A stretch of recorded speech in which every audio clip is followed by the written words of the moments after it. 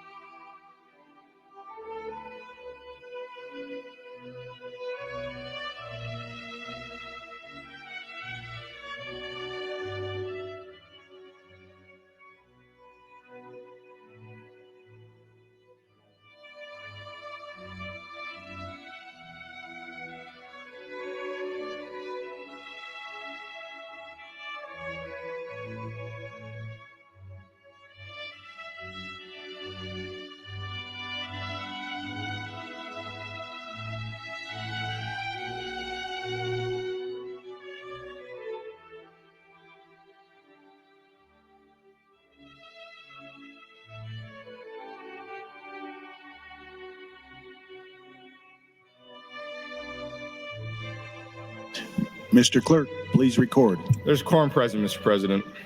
Thank you. Are there any corrections for the journal? I have no corrections this morning. Are there any messages, reports, or announcements? There are, Mr. President. New LR 84. It's an interim study resolution that'll be referred to the executive board from Senator Lowe. That's all I have this time, Mr. President. Thank you. While the legislature is in session and capable of transacting business, I propose to sign and do hereby sign legislative resolutions 72, 73, 74, and 75. Senator Geist would like to recognize our physician of the day, Dr. George Voigtlander of Lincoln. Please stand and be recognized by your Nebraska Legislature.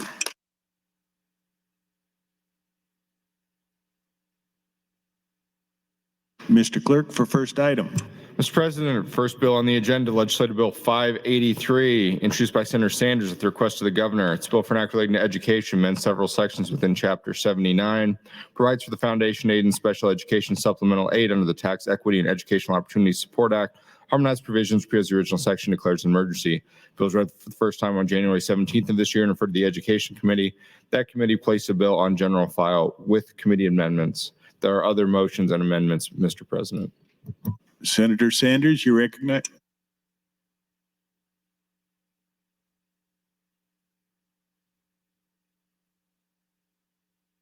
Mr. Clerk, for a priority motion.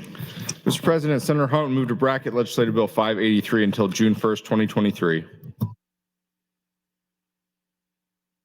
Senator Hunt, you're recognized to open on that motion.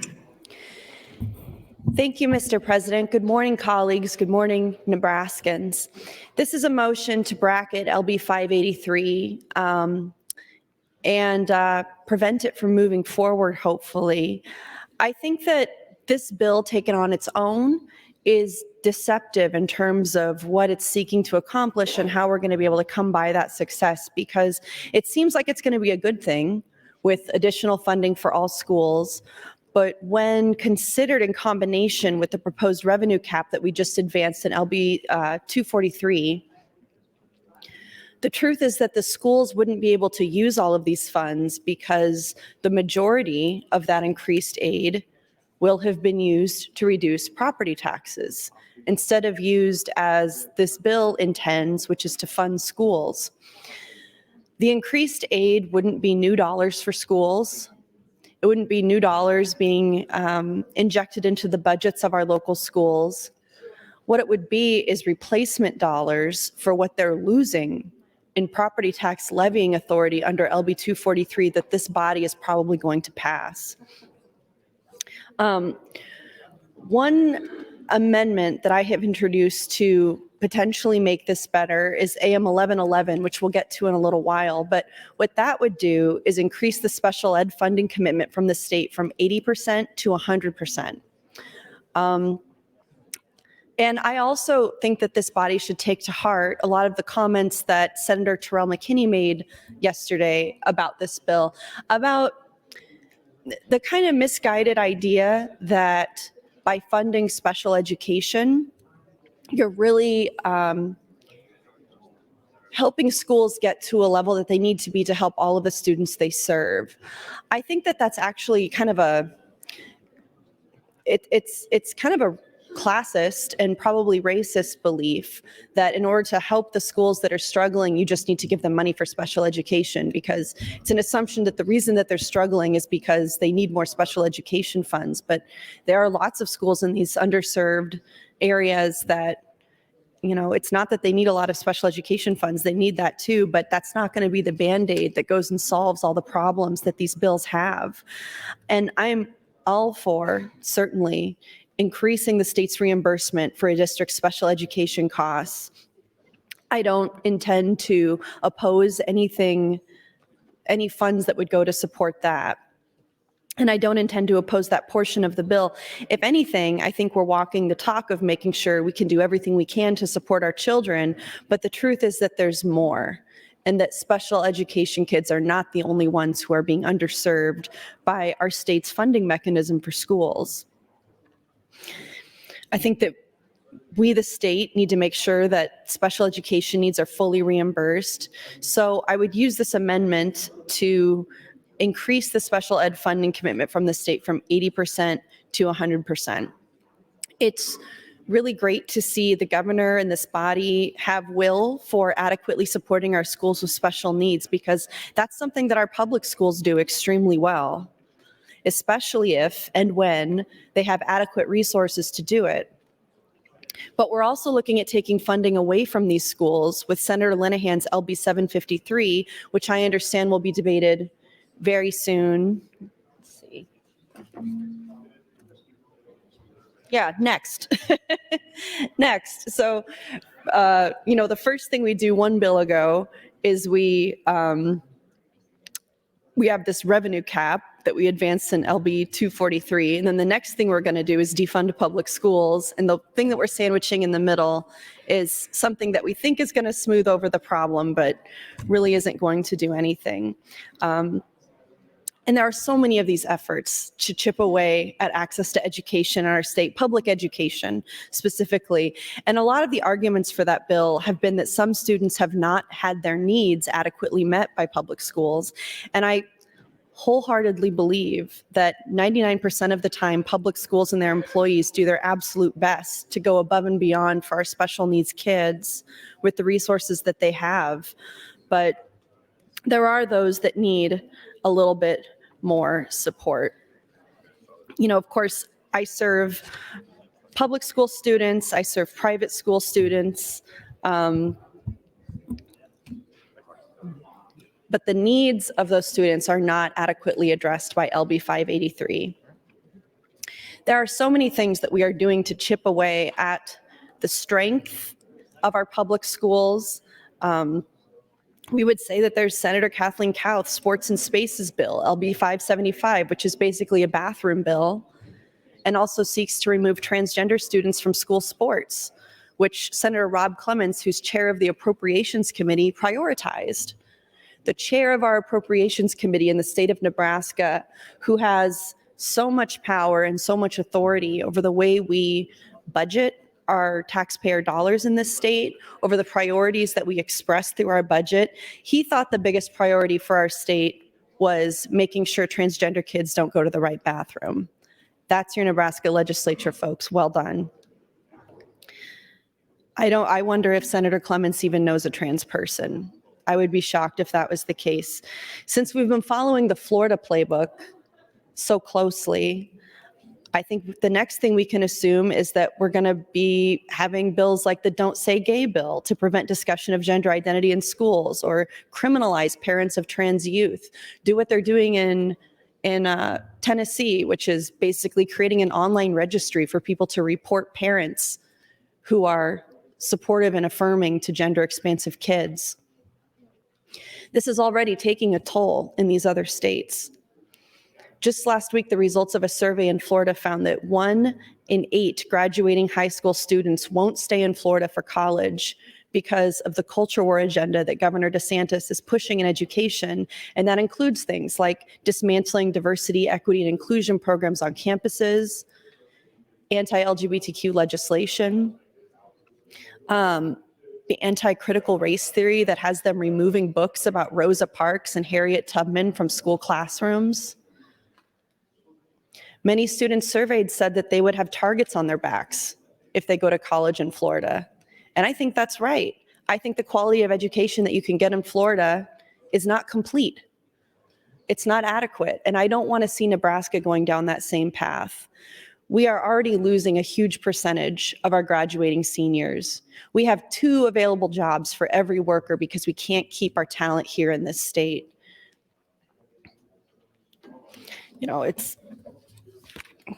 It's a shame, honestly. And one of the most troubling aspects of the normalization of these really extremist radical views is that it leads to a lack of empathy and further marginalization for the groups that are targeted by these laws. And when politicians promote discriminatory policies, they're essentially sending a message that these marginalized groups and underrepresented groups aren't valued, that they don't matter, that they don't play a role in the economy of our state, and that they don't deserve the same rights as everybody else. So what does this do? It creates a climate of fear and division, and it makes it okay for other people to target these groups for violence. It also makes these groups more reticent to seek help or speak out. Moreover, it's often the case that politicians who focus on these culture war issues are not genuinely interested in addressing the real problems facing their communities, because what they want to do is use these issues as a distraction from their lack of progress on other issues. Remember repeal and replace? Remember how much we hated Obamacare and the Affordable Care Act, and then, Republicans had all the control in the world of the courts and Congress and the executive branch, and they couldn't fix it. They didn't have an answer because they don't come up with answers. They just come up with ways to divide. This lack of progress on real issues, thank you, Mr. President, can have such a devastating impact on communities. Because when politicians are not focused on creating jobs or addressing healthcare issues or addressing workforce development, these problems become even worse. We get things like increased poverty, homelessness, lower achievement scores in schools, more unemployment, other social problems.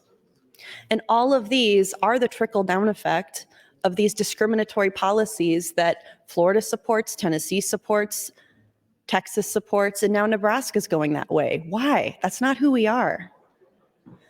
Let's get back to deregulation and lowering taxes and arguing about the marginal tax rate and property tax relief, and leave this stuff that you guys have no idea about alone. Thank you, Mr. President. Thank you, Senator Hunt. Senator Michaela Cavanaugh, you're recognized to speak. Thank you, Mr. President. Good morning, colleagues. I rise in support of the bracket motion.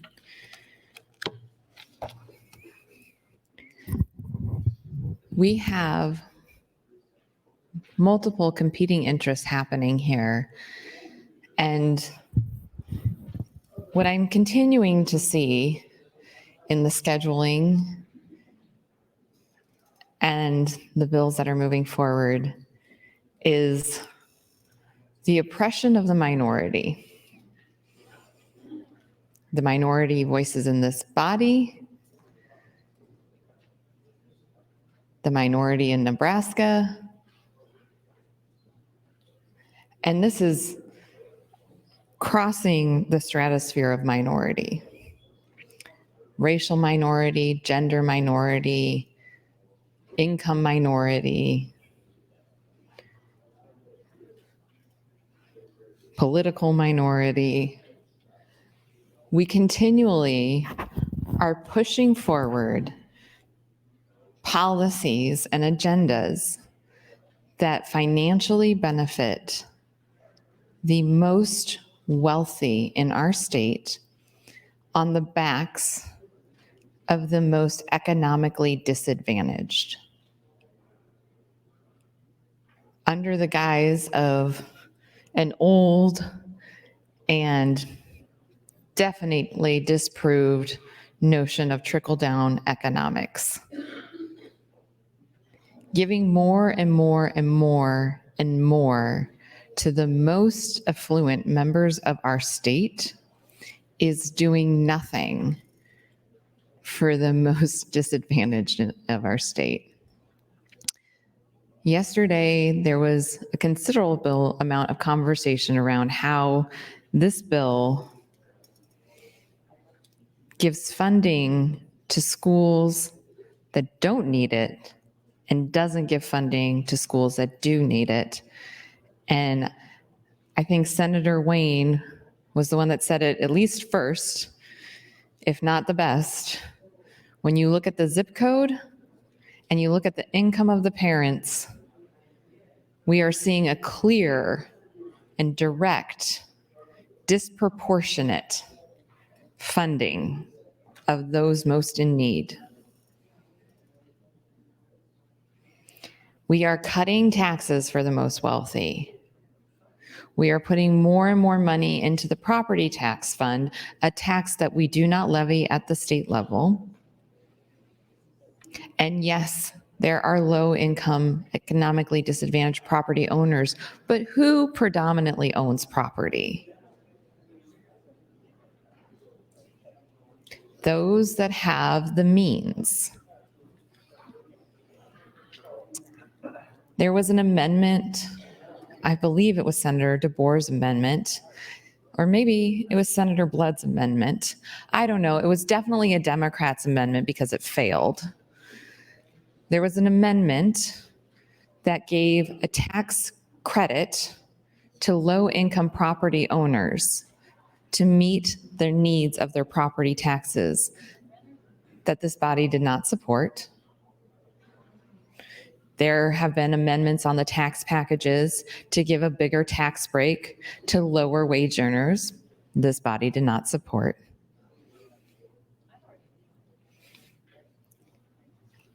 Year after year, bill after bill, the song is the same.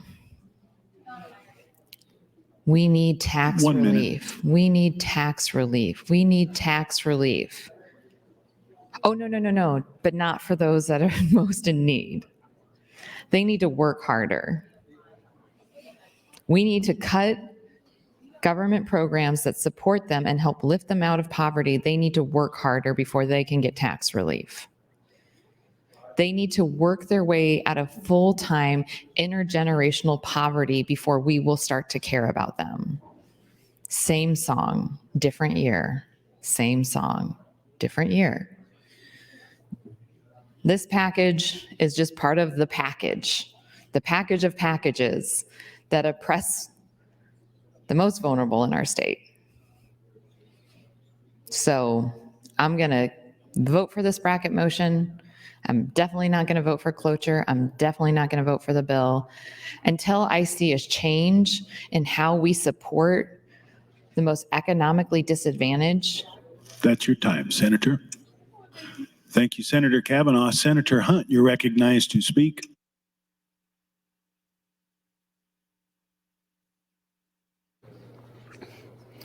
Thank you, Mr. President.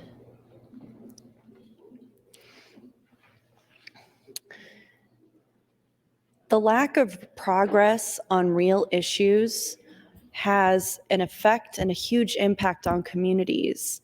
And when politicians aren't focused on creating jobs or improving our workforce or affordable housing or any number of other issues that actually affects working Nebraskans, these problems become even worse. It's also true that the normalization of extremist views, like the ones prioritized by this legislature, have a chilling effect on free speech and expression. Because when we promote discriminatory policies, we're essentially creating a climate of fear where people are afraid to speak out, afraid to express their opinions. And this has serious consequences for free speech and democracy, because people become less and less willing to speak out and challenge the status quo. The normalization of these views also has a serious impact on the mental health of marginalized groups. When politicians promote discriminatory policies like we see in this body, we're essentially sending a message that these groups don't have the same rights as everyone else. And I think that what we have to do, one way to combat these extremist views that every Nebraskan can do, is to support grassroots organizations that are working to move this state closer toward tolerance and inclusion. But most of all, we have to elect different people. We have to elect different politicians who are committed to promoting tolerance and inclusion. And that means supporting candidates who have a track record of equality and justice. We have a primary in Lincoln today where you're going to have a choice about something like that. People who are committed to real change in their communities and who are not trying to roll back society in Nebraska to a level in the 40s and 50s that we thought we were past.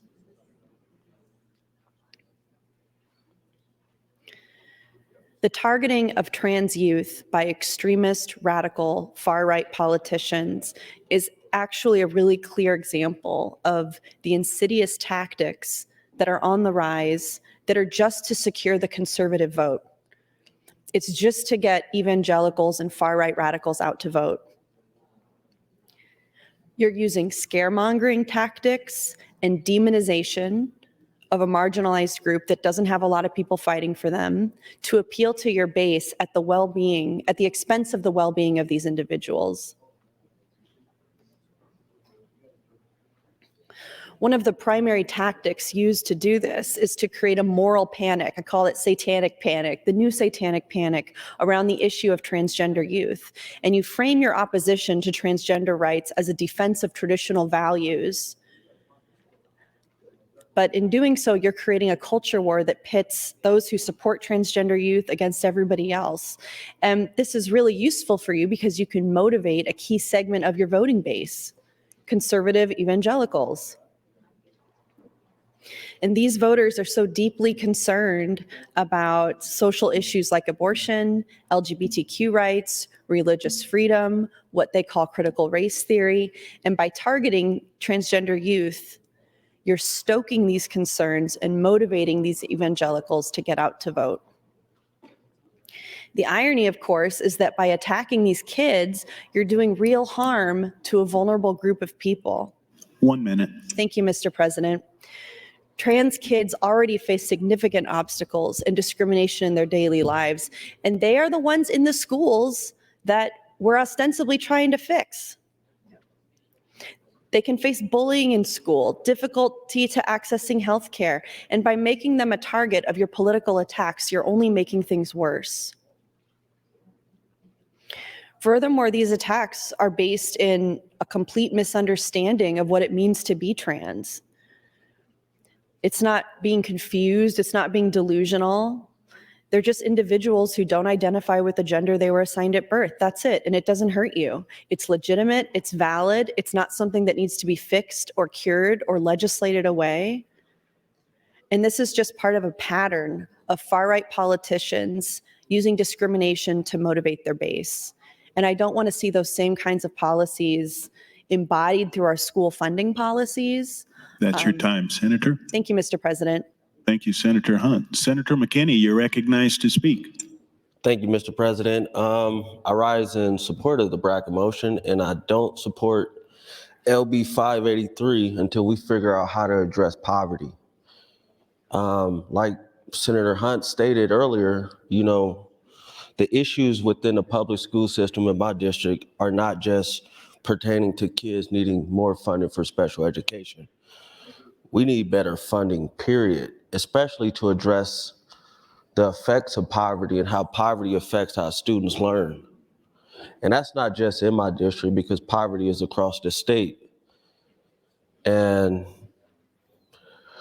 this today is going to be an interesting day because there's going to be some people that stand up and support this bill and say it's a good bill for their districts. And then later we're going to have a conversation about the scholarship thing, and people are going to say, no, this is going to destroy public schools.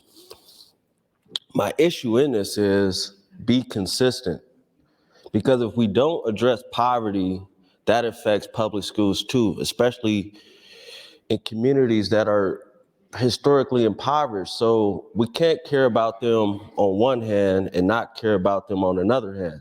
And that's what puts me in the middle in a lot of these conversations is a lot of people aren't being consistent about how they feel about these things. And I do appreciate Senator Hunt and Senator Michaela Cavanaugh because they have been consistent, but a lot of people haven't. And that is my issue, is that if you really care about the kids living in poverty, you really care about the effects of poverty has on education, be consistent.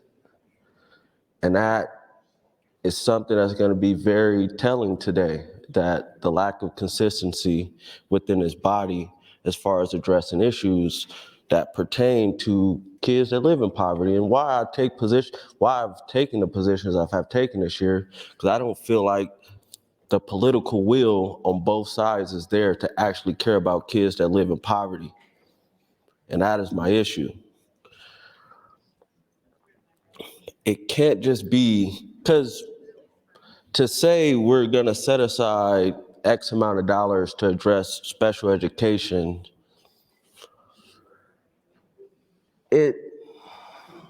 It's like the red flag. It's just like the conversation that we've been having about the LSU women's basketball team winning the other day and what one player did versus another player doing something that was super similar and how the conversation is different.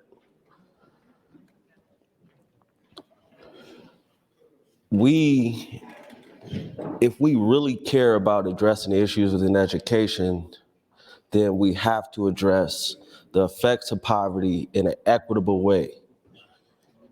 And this bill doesn't do it.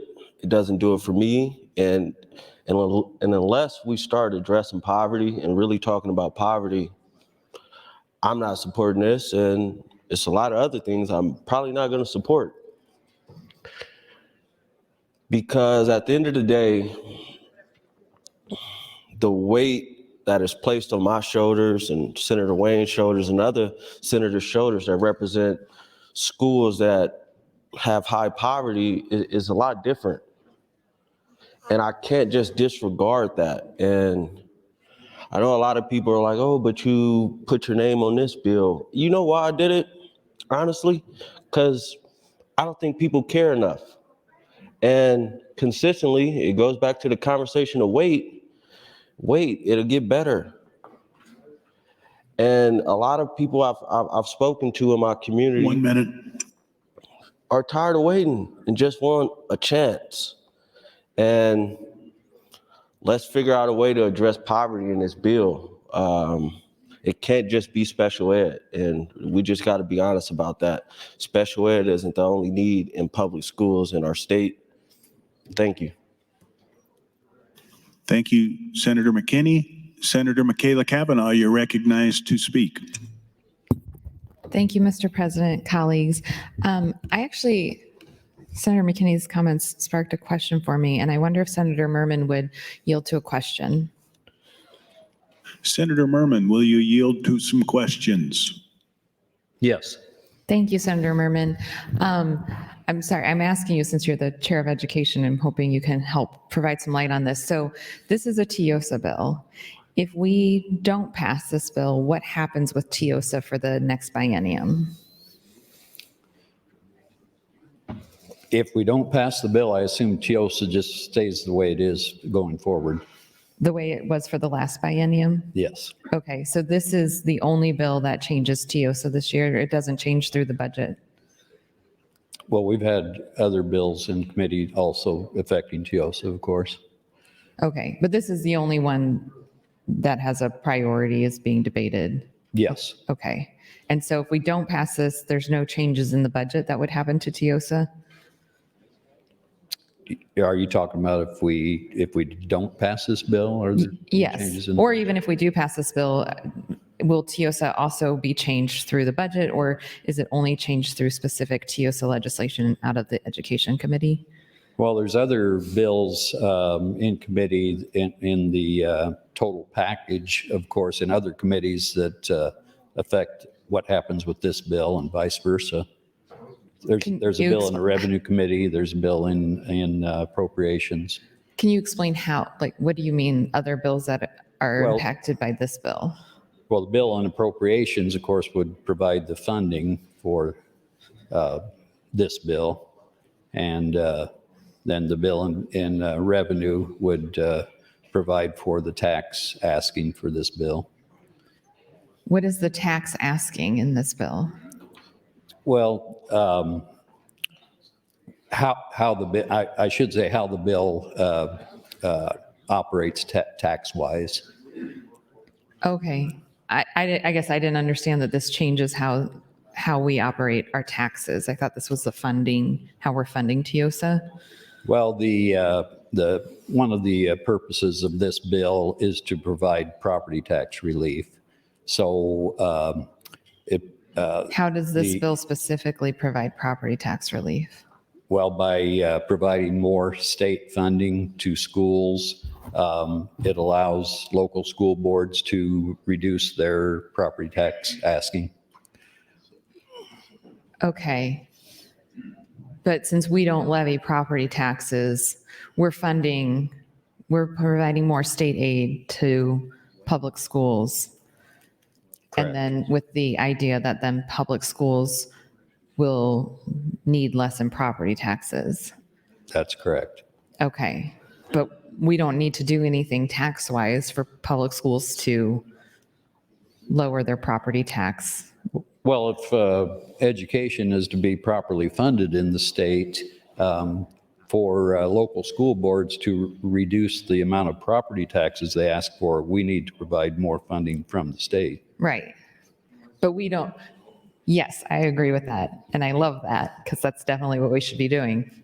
But we don't have, because we don't levy property taxes, we are alleviating the tax burden of local municipalities and counties, and then they themselves can lower their taxes, correct? Well, that's correct. It's the local governments, the the counties and so forth, the local government 1 minute. entities that do levy the property taxes. It's not state government.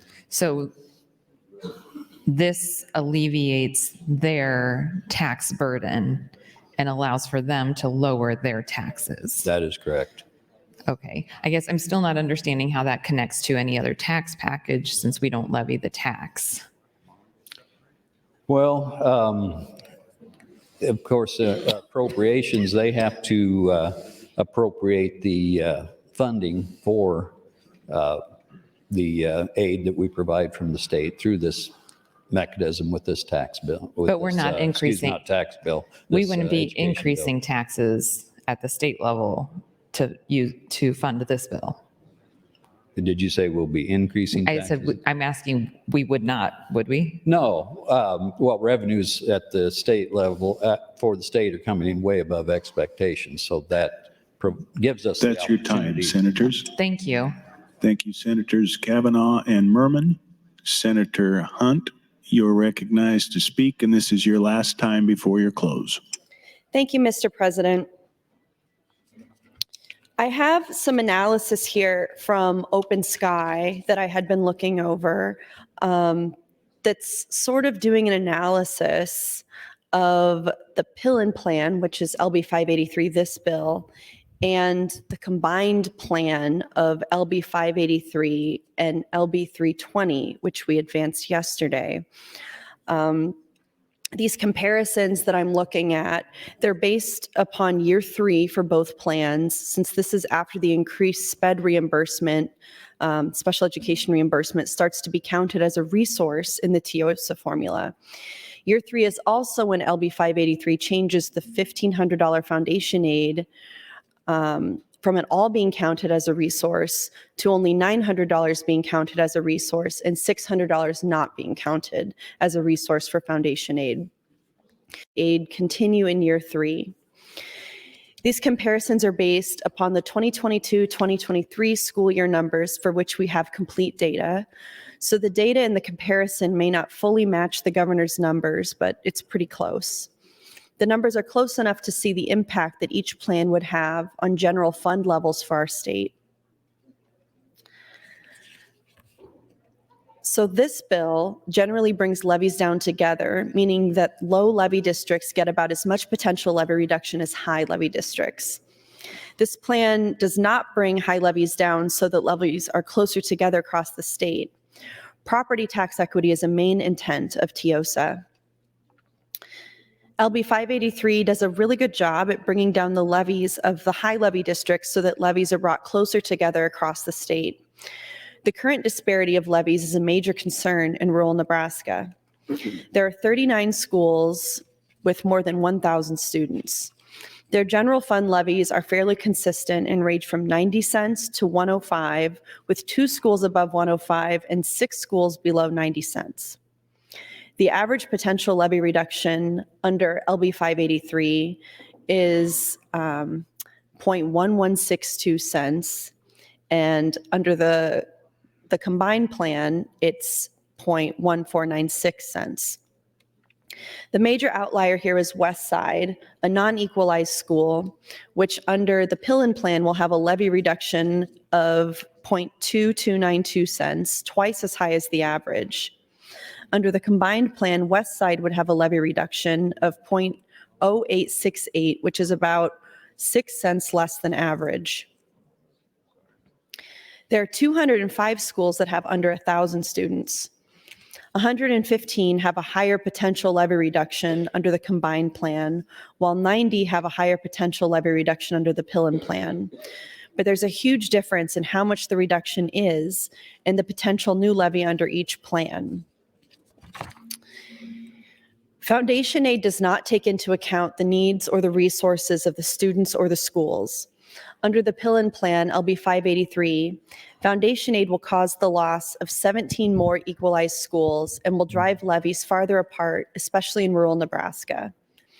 Under the combined plan, by lowering valuations inside the TIOSA formula, it will increase equalization aid and create 87 more equalized schools based upon the needs of the students and the resources of the local school. In general, schools with currently high levies will be brought down to more than the low levy schools so that the levies will be closer together. 1 minute. Thank you, Mr. President. When TIOSA was created in 1990, the intent was to have most of the schools equalized. A school receives equalization aid when the school's needs are greater than its resources. As recently as 2008-2009, there were 208 equalized schools. Today, there are only 86. And if the Pillen plan passes LB 583, there will be only 69. The reason TIOSA is important is that all schools have students in poverty, and many schools have students with limited English proficiency, among other needs. The only way to get needed funding to these schools with these needs is through the equalization aid formula. If a school isn't equalized, then they do not get the additional resources provided by these components on the needs side of the formula. The more equalized schools we have, the stronger our educational system will be. By increasing funding to schools with the corresponding lowering of property taxes, this will create an economic stimulus across the state. That's your time, Senator. Thank you, Mr. President. Thank you, Senator Hunt. Senator Michaela Cavanaugh, you're recognized to speak, and this is your last opportunity on the bracket motion. Thank you, Mr. President. So I understand that this bill is going to change the TIOSA formula. I'm not sure that it is an appropriate change to the TIOSA formula if the intention is to relieve the property tax burden, something that I have contended we should be doing at the state level through funding public education for a long time. That's excellent. But we shouldn't be doing it while also ignoring the needs of the most vulnerable children. And in the school system, most vulnerable children are those with special education needs, those from low-income households, and those from minorities populations. This bill does not seem to account for at least two of those three categories. I agree with Senator Hunt that we should be funding special education at 100%. If we're going to make this big change, then we could at least do that piece. We have an embarrassment of riches this year. And we have an opportunity with that to fully fund education at the state level. If truly the biggest issue facing Nebraskans today are property taxes, then why are we not fully funding education? It is the biggest expense for property taxes. My property taxes are over 50% public education. And I realize that I have higher property tax rate than I think everyone except for maybe Senator Frederickson, because we live in the same school district, West Side. And West Side has the highest property tax rate. So very much appreciate, on a personal level, as an elected official, as a public servant, I appreciate the desire to impact property taxes. The best way to do that is to fully fund education at the state level.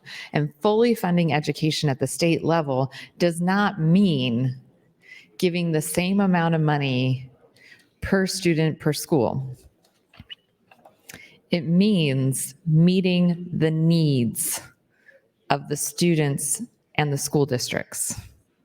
And the needs are going to be different. They're going to be different. And I don't think that LB 583 takes into account the needs of the different types of schools and the different types of students beyond funding of special education. So I think we should hit pause, bracket the bill, go back to the drawing board, and see if we can find a solution. Now, barring that from happening, which is probably not super likely, so far I think the bracket motion has 3 votes, Senator McKinney, myself, and Senator Hunt. Maybe it'll garner more as the conversation goes on. But barring that from happening, I challenge this body to work to find solutions to the very glaring issues that are being pointed out in the floor debate yesterday and today between general and select. Because we can find solutions.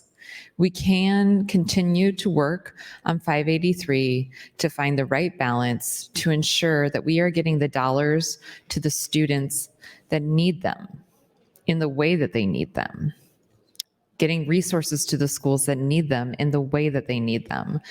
So I hope if you're not voting for LB or for the bracket motion, that you are committed to taking forward the very legitimate feedback that we have heard from Senators McKinney and Senator Wayne. I think it's been very clear from everything I've said over the last day and a half. I do not understand TIOSA. I am trying to understand TIOSA, but I know that Senator Wayne sat on the school board. And That's your time, Senator. Okay, thank you. Thank you, Senator Kavanaugh. Senator Conrad, you're recognized to speak. Thank you, Mr. President, and good morning, colleagues. I, as a new member of the Education Committee, have definitely been learning a lot about the nuances of education policy and appreciate that opportunity to continue as an enthusiastic lifelong learner and as a strong proponent of public schools and teachers and faculty and staff. There's no doubt that Nebraska has, as a generational point of pride, an incredibly strong public school system. And our colleagues in past legislatures have worked really hard to figure out a way to try and meet local needs and provide overall state resources to continue our commitment to providing educational excellence. As part of that long-running discussion, of course, there has been considerable attention paid to property tax relief, and there has also been considerable attention paid to meeting unique needs of different schools, whether that's poverty factors, the challenges that come with a high population of English language learners, transportation challenges. And I really appreciate the words that Senator McKinney and Senator Wayne have brought forward to ensure that we are elevating and prioritizing the needs of districts that educate a significant amount of students in poverty. And of course, that's not just in our urban centers, but across Nebraska. And that brings additional pressures and challenges for all stakeholders in the education system. So I do want to hear a lot more about potential solutions to address aspects of the TIOSA formula in regards to increasing resources for special ed, for poverty allowances, and taking into account other creative solutions that perhaps are outside of the formula that can also help to address some of these challenges our states face, like providing state assistance to ensure that all kids can learn without hunger, and taking forward the lessons where we saw what providing school breakfasts and school lunches can do to ease the burden on families and improve academic performance. So I know some of those amendments are filed on this bill, and I think they'll bring forward deliberate, thoughtful, robust, and passionate debate. I'm looking forward to hearing more about those. I'm also looking forward to hearing more from some of our colleagues in Greater Nebraska who've developed a very thoughtful plan in relation to the TIOSA formula and property tax relief that I know they've been working very hard on.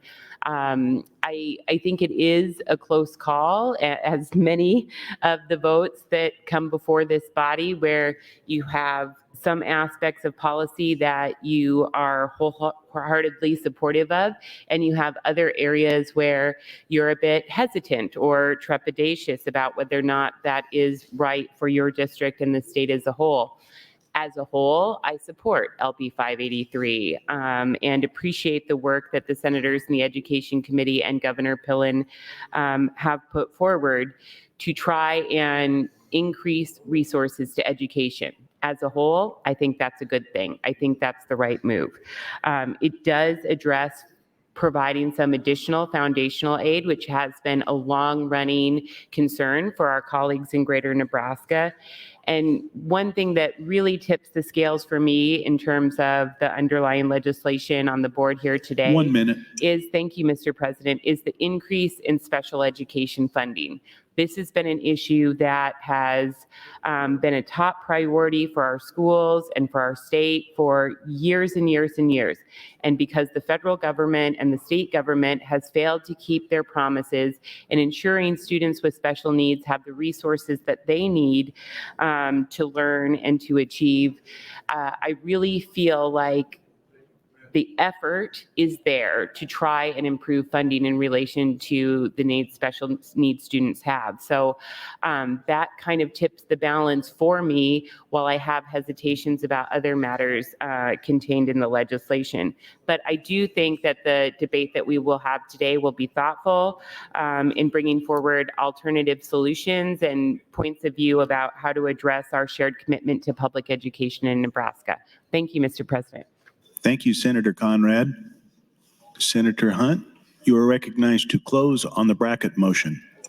Thank you, Mr. President. Levies are high because state aid to schools is low. Nebraska ranks 49th in the country in providing state aid to schools, and not 50th because the 50th state provides none at all.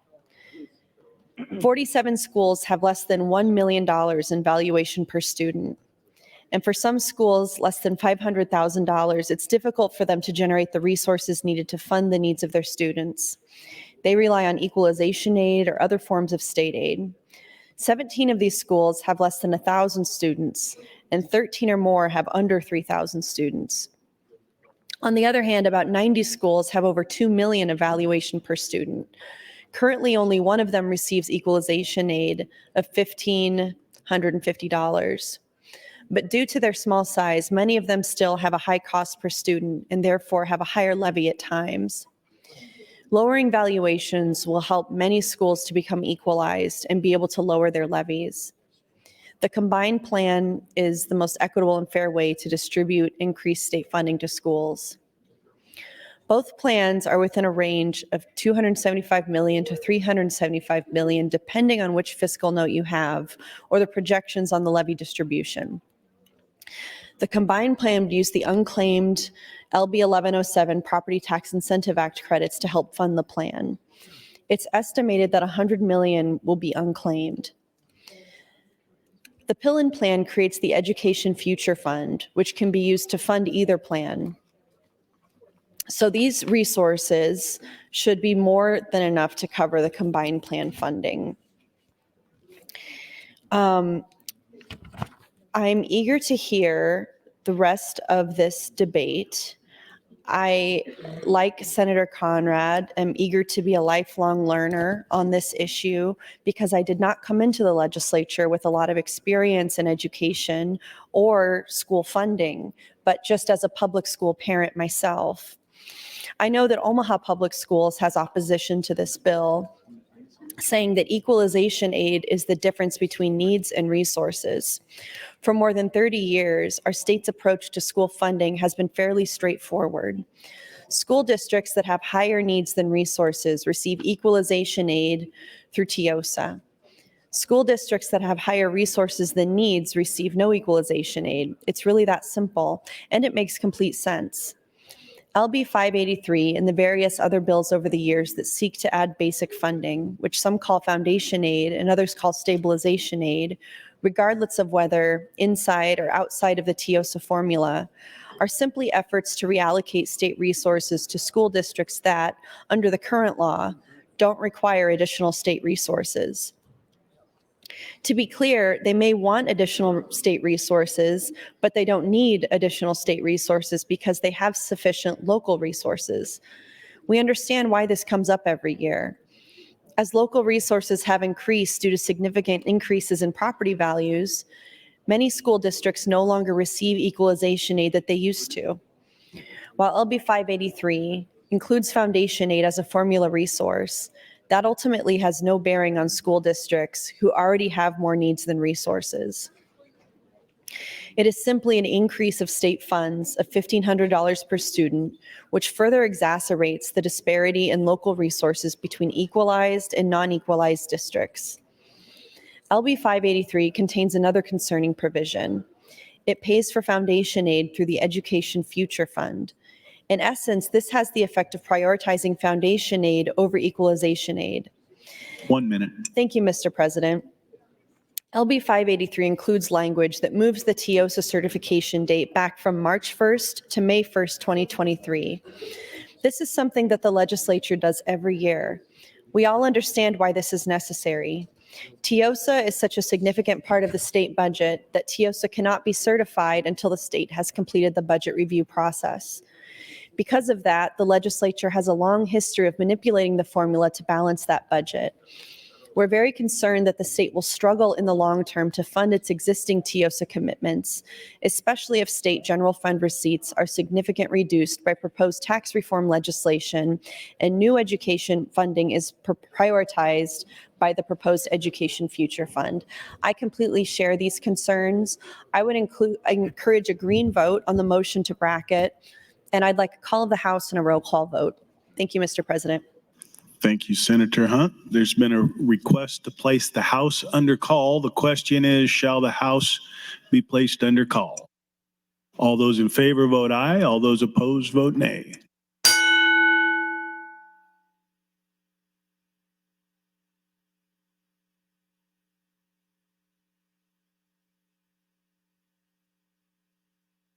Record, Mr. Clerk. 18 ayes, 3 nays, place House under call. The House is under call. Senators, please record your presence. Those unexcused senators outside the chamber, please return to the chamber and record your presence. All unauthorized personnel, please leave the floor. The House is under call.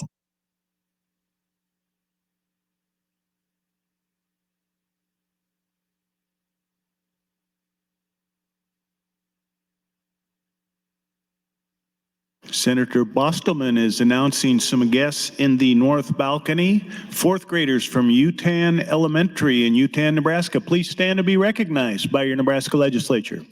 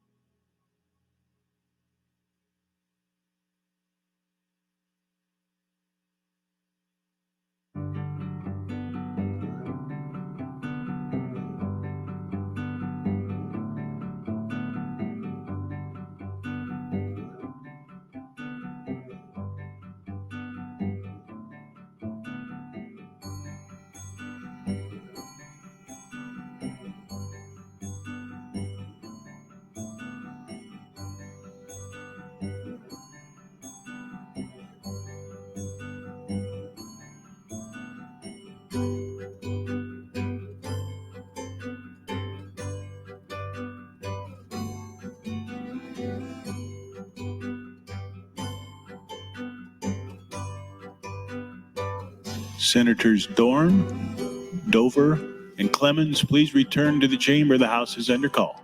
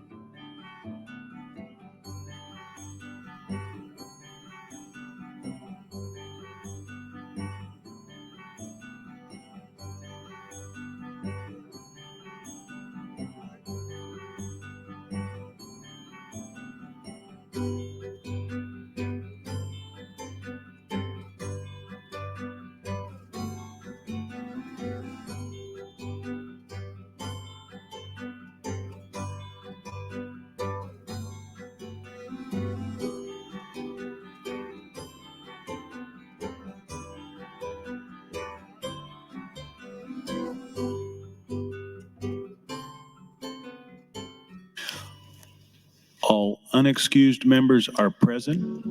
The question is the adoption of the bracket motion.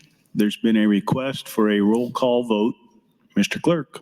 Senator Aguilar, Senator Albright, voting no. Senator Arch, voting no. Senator Armendariz, voting no. Senator Ballard, voting no. Senator Blood, voting no. Senator Bostar, Senator Bostelman, voting no. Senator Brandt, voting no. Senator Brewer, voting no. Senator Breezy, voting no. Senator John Kavanaugh, voting yes. Senator Michaela Kavanaugh, voting yes. Senator Clements, voting no. Senator Conrad, voting no. Senator Day, voting yes. Senator DeBoer, voting yes.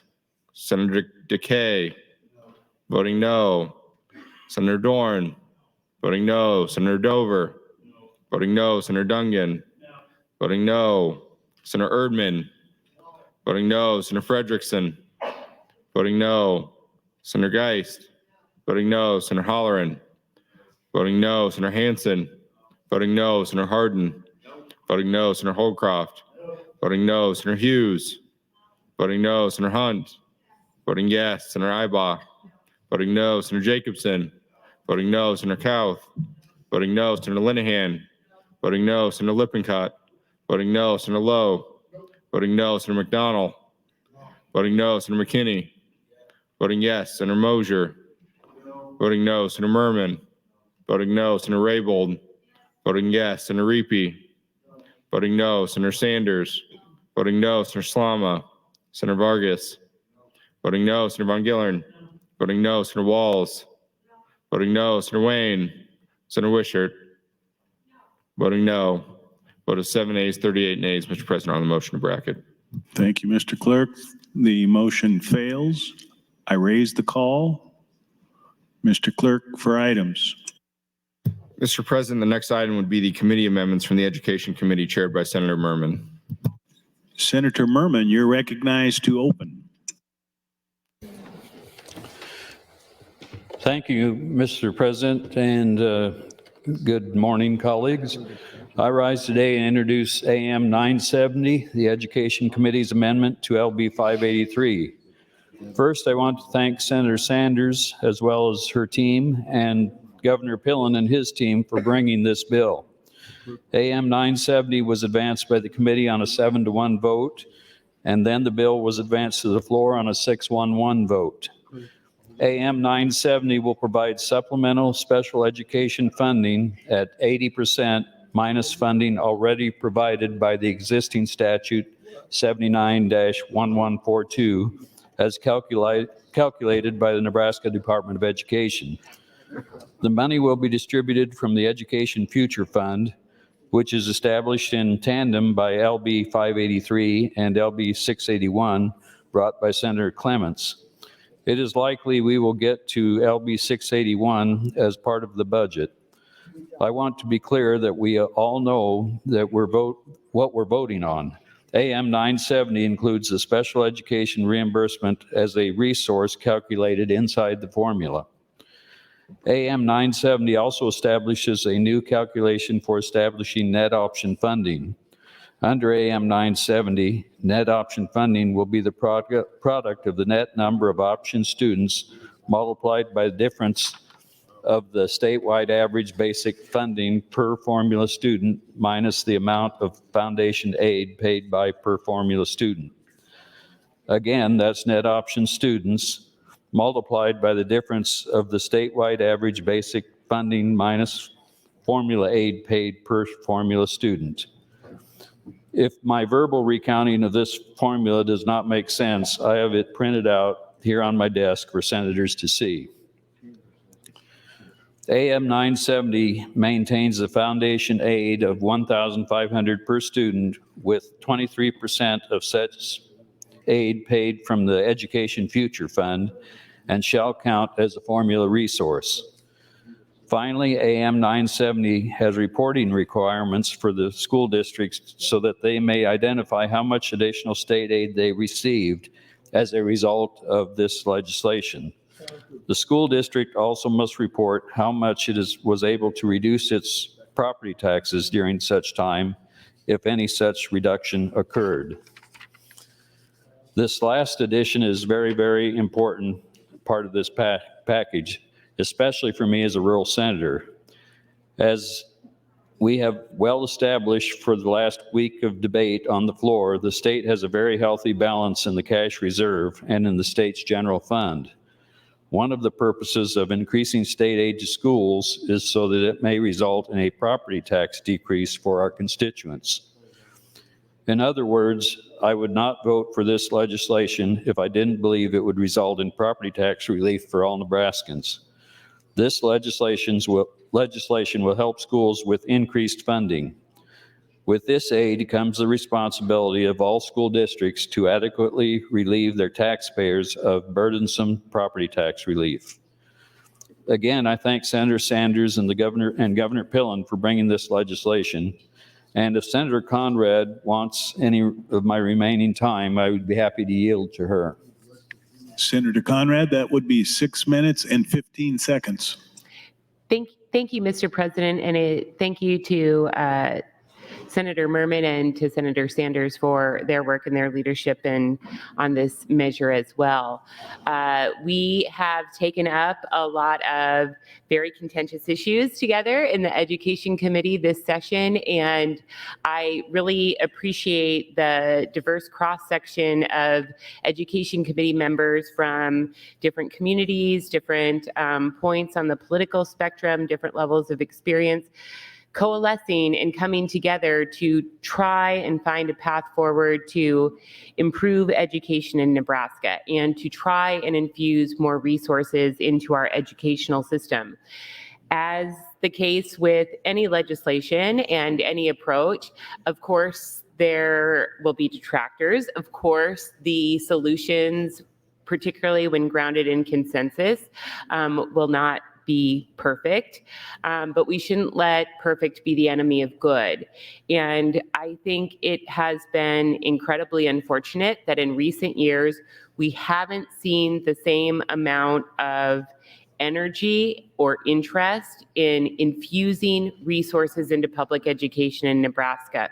With a new administration, with a new legislature, with an unprecedented amount of state resources available, it is right and it is appropriate to utilize that historic funding advantage that we have available to advance education, to infuse more resources in education, and to do that by addressing some of the concerns that our schools and our senators in Greater Nebraska have brought forward about how equalization negatively impacts their districts, and trying to address that by including a per pupil $1,500 investment to provide some additional, let's say, geographic equity to our shared goals of advancing public education in Nebraska.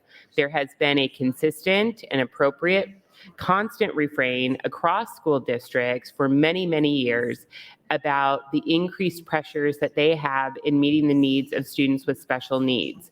And I know that this is an issue very close to the heart of many members of the Education Committee, and we definitely want to ensure that we have thoughtful solutions in place when the federal government has failed to meet their funding promise in regards to the requirements for special education, that we can and we must do more from a state perspective to infuse additional resources into special education, which is a key component of this legislation. I really do look forward to the increased dialogue from our colleagues like Senator Hughes and Senator Brandt that have put forward competing ideas that could complement this plan and talk about how that advances their vision for education and property tax relief as well.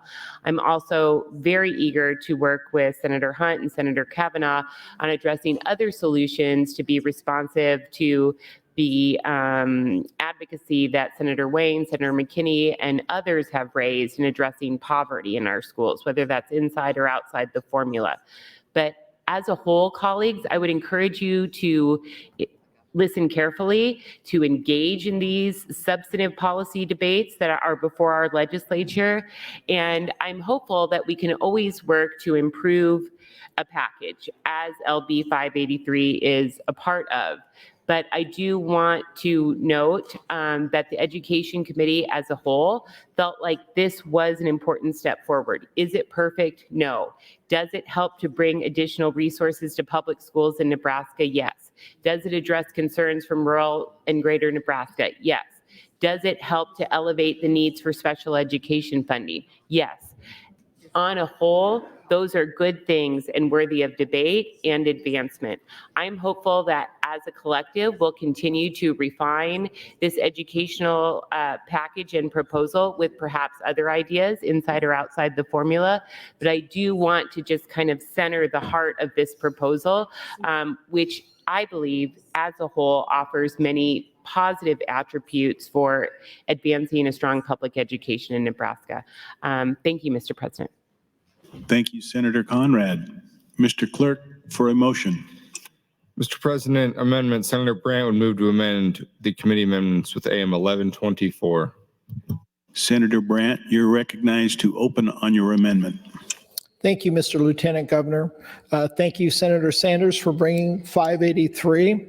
And we're bringing AM 1124, which is a combination of a bill we introduced in the Education Committee, LB 320, and combining it with 583. We think they would complement each other. I'd like to give a special thank you to Dave Welsh, who's out in the rotunda. He worked hard on this bill. I think a lot of you know Dave, and if you have specific questions, please ask him. On your desk, you will find a colored copy of every school district in the state. The senator's name is on the right side. The first column, and this is the third year of the plan, not the first two, because it takes 3 years to go into the TIOSA formula. But the first one is 583, and the second set are 583 and 320 together. And then you're going to see how many students. It's from the most populated schools to the least, what legislative district, and which senator has these, so you can compare your districts. So what is this? So we have two major school funding property tax relief bills have been introduced this year. LB 583 by Senator Sanders on behalf of Governor Pillen, and LB 320 by myself. Both bills contain aspects of increasing school funding, which are very good, yet they both have weaknesses. But when the two bills are combined, they bring the strengths of both bills to the table while eliminating the weaknesses in each bill. LB 583 and 320 together make 5 basic changes within the TIOSA formula. Number 1, increase SPED, special education reimbursement, to 80%. Number 2, it lowers ag land valuations from 72 to 42% inside the formula. 3, it lowers all other real property, residential, commercial, ag improvements, railroad, and public utilities from 96% to 86% inside the formula. When I say inside the formula, what this means is if I own a farm, it doesn't specifically go to my property. What it does is, and I'll use my school district, Tri-County, which is about 75% ag valuation. So if there's a $600 million valuation and $450 million of that is ag land, in total it takes $450 million times 42%. And if there's $150 million of houses and commercial, it takes that times 86%. And then the effect is inside the TIOSA formula, you have less resources, thus increasing your chances for aid. Number 4, it creates a minimum level of basic funding of 10%.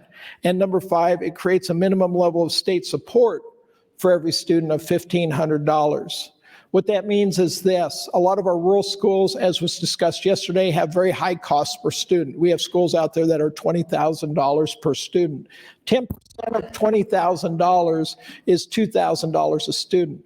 But our bigger schools, because they are big schools, have a lot lower cost per student. They may have a $10,000 cost per student.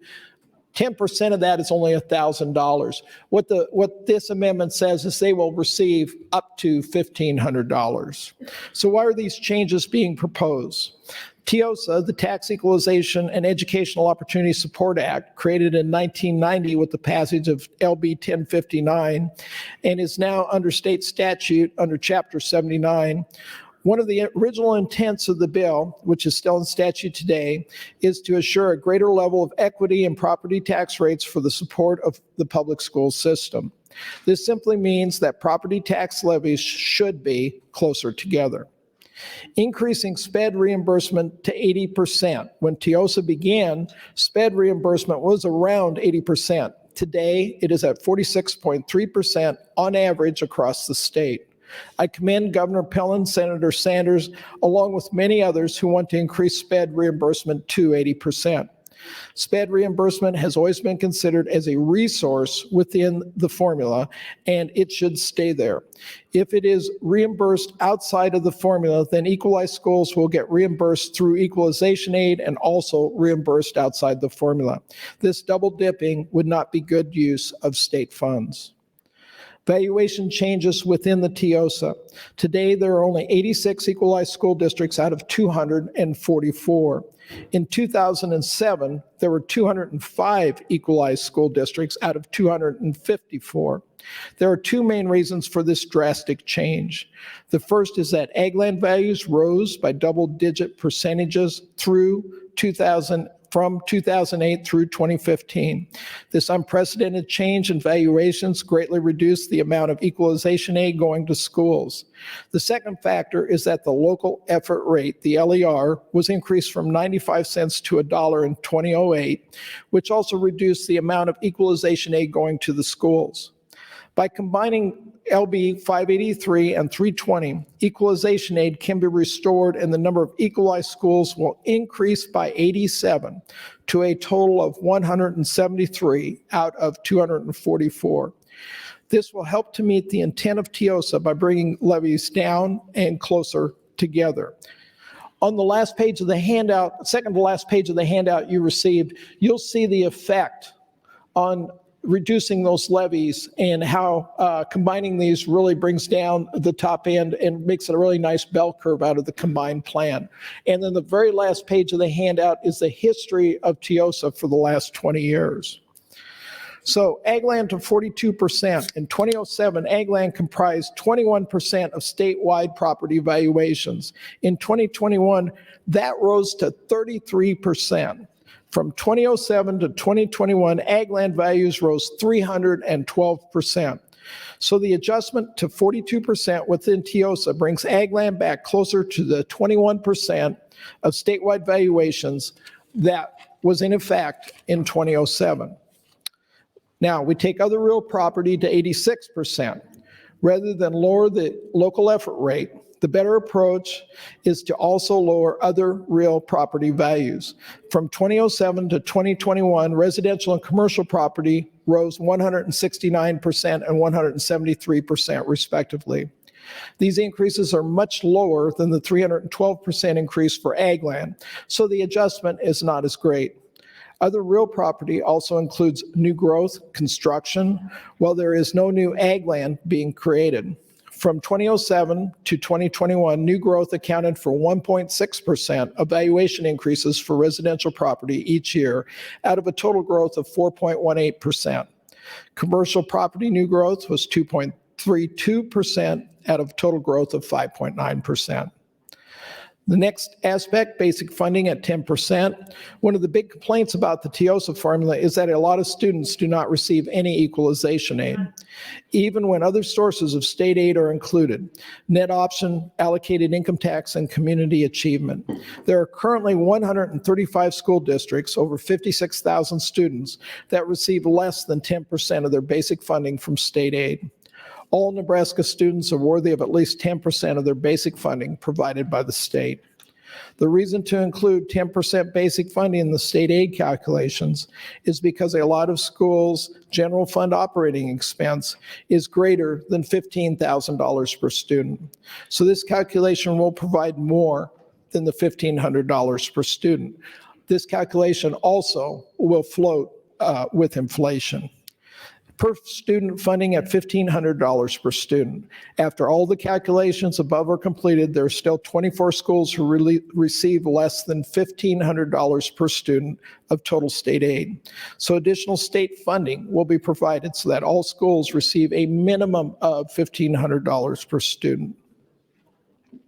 What are the benefits from combining 583 and 320? The current intent of the TIOSA will more closely be met. To assure a greater level of equity in property tax rates for the support of our public schools. Thank you. Property tax relief will be spread out equitably across the entire state. SPED reimbursements will increase to 80%. 87 schools, over 34,000 students, will have equalization aid restored. School levies will come down and closer together. An additional 60 schools will receive at least 10% of their basic funding, or a minimum of $1,500 per student paid. And on average, across the state, schools who currently have the highest levies will see the greatest potential levy reduction. All students will receive at least $1,500 state aid in support of their education. Total cost is estimated to be $373 million. This breaks down to $357 million by lowering ag land to 42% and other property to 86%, and for increasing SPED reimbursements to 80%. $10.6 million for minimum basic funding at 10%. That's your time, Senator. Thank you. Thank you, Senator Brandt. Senator Hughes, you are recognized to speak. Thank you, Mr. President.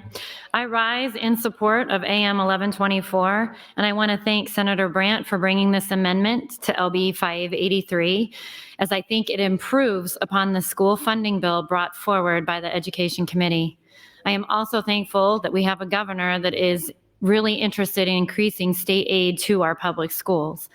LB 583 reimburses our public schools for special education at 80%, and this is huge. Special education expenses can have an enormous impact on the budget of our rural public schools, and I thank the Education Committee and Senator Sanders on this. Currently, 60% of property taxes in Nebraska goes to fund K through 12 public education. Property taxes and public school funding are therefore linked. AM 1124 takes the best of LB 583 and combines it with LB 320 and its valuation reduction for agricultural, residential, and commercial land inside the TIOSA formula to achieve a greater potential levy reduction for most districts. There are 39 school districts with more than 1,000 students. These districts would see an average potential levy reduction of 12 cents under LB 583. The combined plan under AM 1124 would result in an average potential levy reduction of 15 cents for these larger districts. There are 205 school districts with less than 1,000 students, and of these districts, 115 have higher than average property tax levies, have a higher average property tax levy, averaging around 87 cents. The remaining 90 districts currently have an average of 67 cents. This results in a 20-cent average levy difference between the higher levy school districts and the lower levy school districts with students of less than 1,000 students, or with schools with less than 1,000 students. Under LB 583, the average potential levy for both categories decreases. However, the gap between the potential levy reductions for the higher levy school districts and the lower levy school districts widens to 23 cents.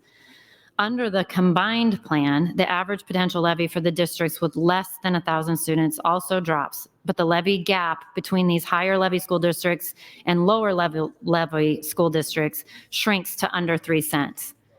AM 1124 provides for an increase in state aid to public schools on par with the underlying bill. This amendment, however, takes the next step beyond what the underlying bill does in bringing potential property tax levies closer together and more than doubling the number of equalized schools. The combined plan increases the number of equalized school districts from 86 currently to 173, while LB 583 by itself drops the number of equalized school districts by 17 to a total of 69. Looking at Seward Public Schools, which is the district that I actually live in and was on the school board there, it does better under LB 583 than the combined plan in terms of total dollars provided. However, we need to look beyond sheer dollars each school district gets and understand how it matters how these different districts receive those dollars. When I was campaigning, the biggest thing that I heard about was that disparity between ground. If you live on the west edge of Seward Public School District and you have land just inside Centennial Public School District, you know what I'm talking about. Centennial District and Seward School District have essentially the same tax levy. Centennial has 434 students and Seward has 1,447 students. So when you're looking at two pieces of 80 acres irrigated ground, if your land is in Seward and then there's a gravel road in Centennial, the land across the road in Seward is taxed almost double. Thank you. AM 1124 recognizes this issue and gets us closer to addressing it than the underlying bill. For all the reasons previously mentioned, the combined plan provides as much money as the underlying bill, but does it in a manner to better affect property taxes while providing more equity in school funding across this state. I urge my colleagues to approve AM 1124. Thank you. Thank you, Senator Hughes. Senator DeBoer, you're recognized to speak. Thank you, Mr. President. I rise today in interest in AM 1124 by Senator Brandt and others. There's a number of reasons. One, I would like to figure out how my constituents are affected. I am all for helping everyone out, but I also want to see how my constituents are affected. So I wonder if someone could tell me how under the underlying bill with AM 970, the Education Committee amendment, my constituents will have their property taxes affected. Because the way I read it, they will not have their property taxes affected in the first 2 years, because there is nothing that I can see that will be lowering the amount that they have to pay in that area, because there's nothing that is new money for them in the first 2 years. So I would like to hear if someone could answer that question for me. And then under this bill, I wonder whether my constituents will actually have property tax relief. I think they will, if I'm figuring it out right, under the reduction in the residential valuation inside the formula, which would, as I understand it, make their resources less, which would allow them to get more state aid. So that might help them out. One thing that Senator Hughes said that I think we should really focus on is the discussion of the disparity of levies. and that this will bring the disparity of levies closer together. That was, of course, the initial reasoning behind TIOSA. When TIOSA was first passed, there were some areas where your property tax levy for schools was like 24 cents, and in other places it was $3. And so that was a problem. We now find ourselves in a situation where there are some school districts where your property tax levy for schools is in the 40-cent range, 46 cents, something like that. And in other places, it's $1, $1.05 and up. So getting those things closer together, which potentially could happen under this amendment, is something which I would appreciate. I think that that is one of the things that we ought to be doing as policymakers. The question of fairness always gets thrown around, and there's sort of two different ways to define fairness. And that's one of the big questions that I always have for any proposal on school funding. Because one idea of fairness is that we want the same amount of money coming from the state to everyone, or same proportion, or some amount, or something like that, of state funding. And the other is we want to charge the same amount of taxes to everyone. Now, I don't know about you, but I first and foremost care about what my tax cost is and not which entity is taxing me. So in the situation where the folks have a 46-cent levy, I think I'd rather have 46 cents charged per $100 of wealth than I would have $1.05 per $100 of wealth, because my tax will be less in the 46 cents levy. So I'd rather have less taxes than more, and it doesn't really matter to me where those taxes are coming from. I think it is less fair to say we're going to take someone with 46 cents per $100 of wealth and move them down to 26 cents or 35 cents than it is to say we're going to move the people who are at the high levies and move them closer to the low levies. I'd much rather get to the folks who have, for example, ag land in $1.05 areas than I would get to people who have ag land in 46-cent areas. That's how I would prioritize it. The other question I have, which I'll just throw out here for Senator Brandt and others, is why is 2007 the magic year? Why is that the magic year we're trying to get back to? I've just never heard the answer to that. That's the year where everything was right in the world and ag was paying the appropriate percentage of property taxes in the state, because we're trying to get back to 2007 here. Why is that the magic number? Why not 2009? Why not this year? What is the magic sauce for the correct? That's your time, Thank you, Mr. President. Thank you, Senator DeBoer. Senator Ibach, you're recognized to speak. Thank you, Mr. President. I'm here today to echo much of what Senator Hughes has already visited about, and I appreciate Senator Brandt's work on this amendment as well. Dave Welsh came into my office early on and threw all these numbers in front of me, and I thought, wow, I'm new here. I'm trying to process all this. And I didn't have the benefit of sitting on a school board to learn all the ins and outs of how school finance works. So I really have used the expertise of my local superintendent, visited with her a couple different times, and of course the wishes of my district, which is largely ag property, as kind of a guiding light for this whole process. I believe that if strong public schools is our goal, then this amendment, along with the governor's amendment combined, presents a lot of what we hope to accomplish with education this session. And I think you all just received a bulleted handout of much of what I've been studying for the last couple weeks, in that this proposal increases those special ed funding, which we've all hoped to address.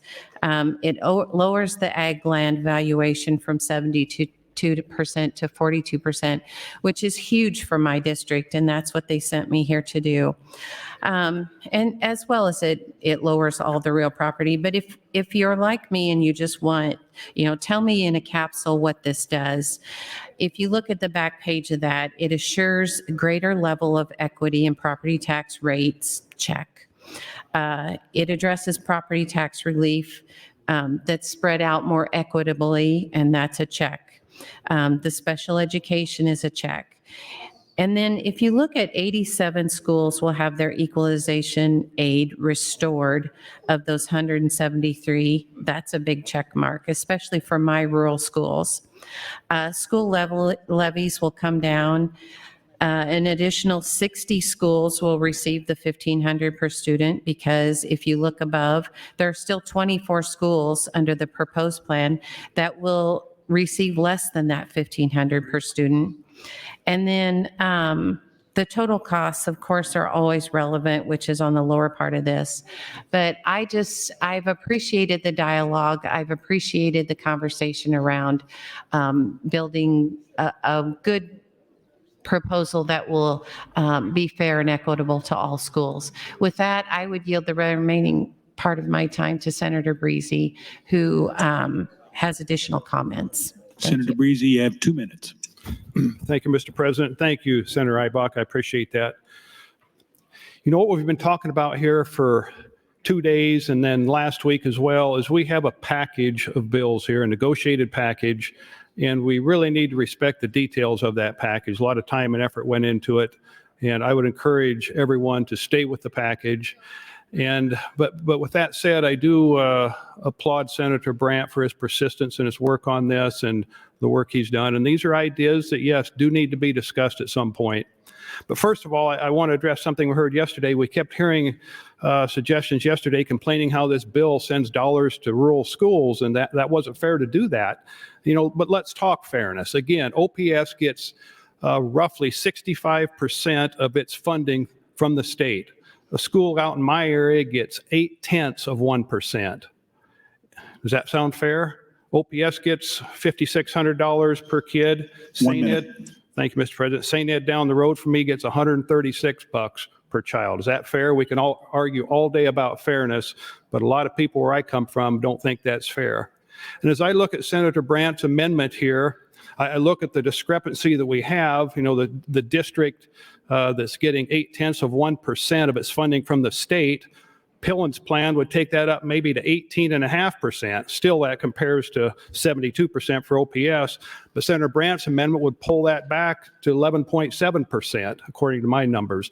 So I'm not saying Senator Brandt or Mr. Welsh intended it this way, but it seems like there's folks out there thinking that the school that is getting 0.8% of its funding derived from the state, they're thinking that the Pillen plan is too generous to them. We need to pare them back and give OPS a little more, because that's what the AM 1124 does. It takes away from the rurals, gives it back to urban schools, and I'm going to oppose it. Thank you. Thank you, Senator. Senator Blood, you're recognized to speak. Thank you, Mr. President. Fellow senators, friends all, as I stated yesterday, I stand in full support of AM 1124, and I want to tell you why. Every question that I asked Senator Sanders on the mic yesterday that she wasn't able to answer or able to come up with an answer, or one that showed me that the issues I had were corrected, is corrected by Senator Brandt's bill. The rural decline when it comes to students leaving the area and that school losing the funding, it makes a huge difference when it's a small school. How it didn't lower the levies, how to me it wasn't equal. And I hear the word fairness, but there's a difference between fairness and equality. And you heard Senator McKinney and Senator Wayne talking about their concerns with the underlying bill, and I echo those concerns. I didn't write anything out to say. I'm just reinstating what I said yesterday, which is I support this amendment and Senator Brandt's effort. I do also want to put a shout out to Mr. Welsh. He spoke to me, like 8 months ago in Grand Island. He has been working very, very diligently on this. I am very impressed by this. I have said for a very long time, if you want to really, truly have sustainable property tax relief, you got to fully fund the schools. And this is an opportunity for us to get off on the right foot. With that, I would yield any time I have left to Senator Brandt. Thank you, Senator Blood. Senator Brandt, that's 3 minutes and 20 seconds. Thank you, Senator Blood. So,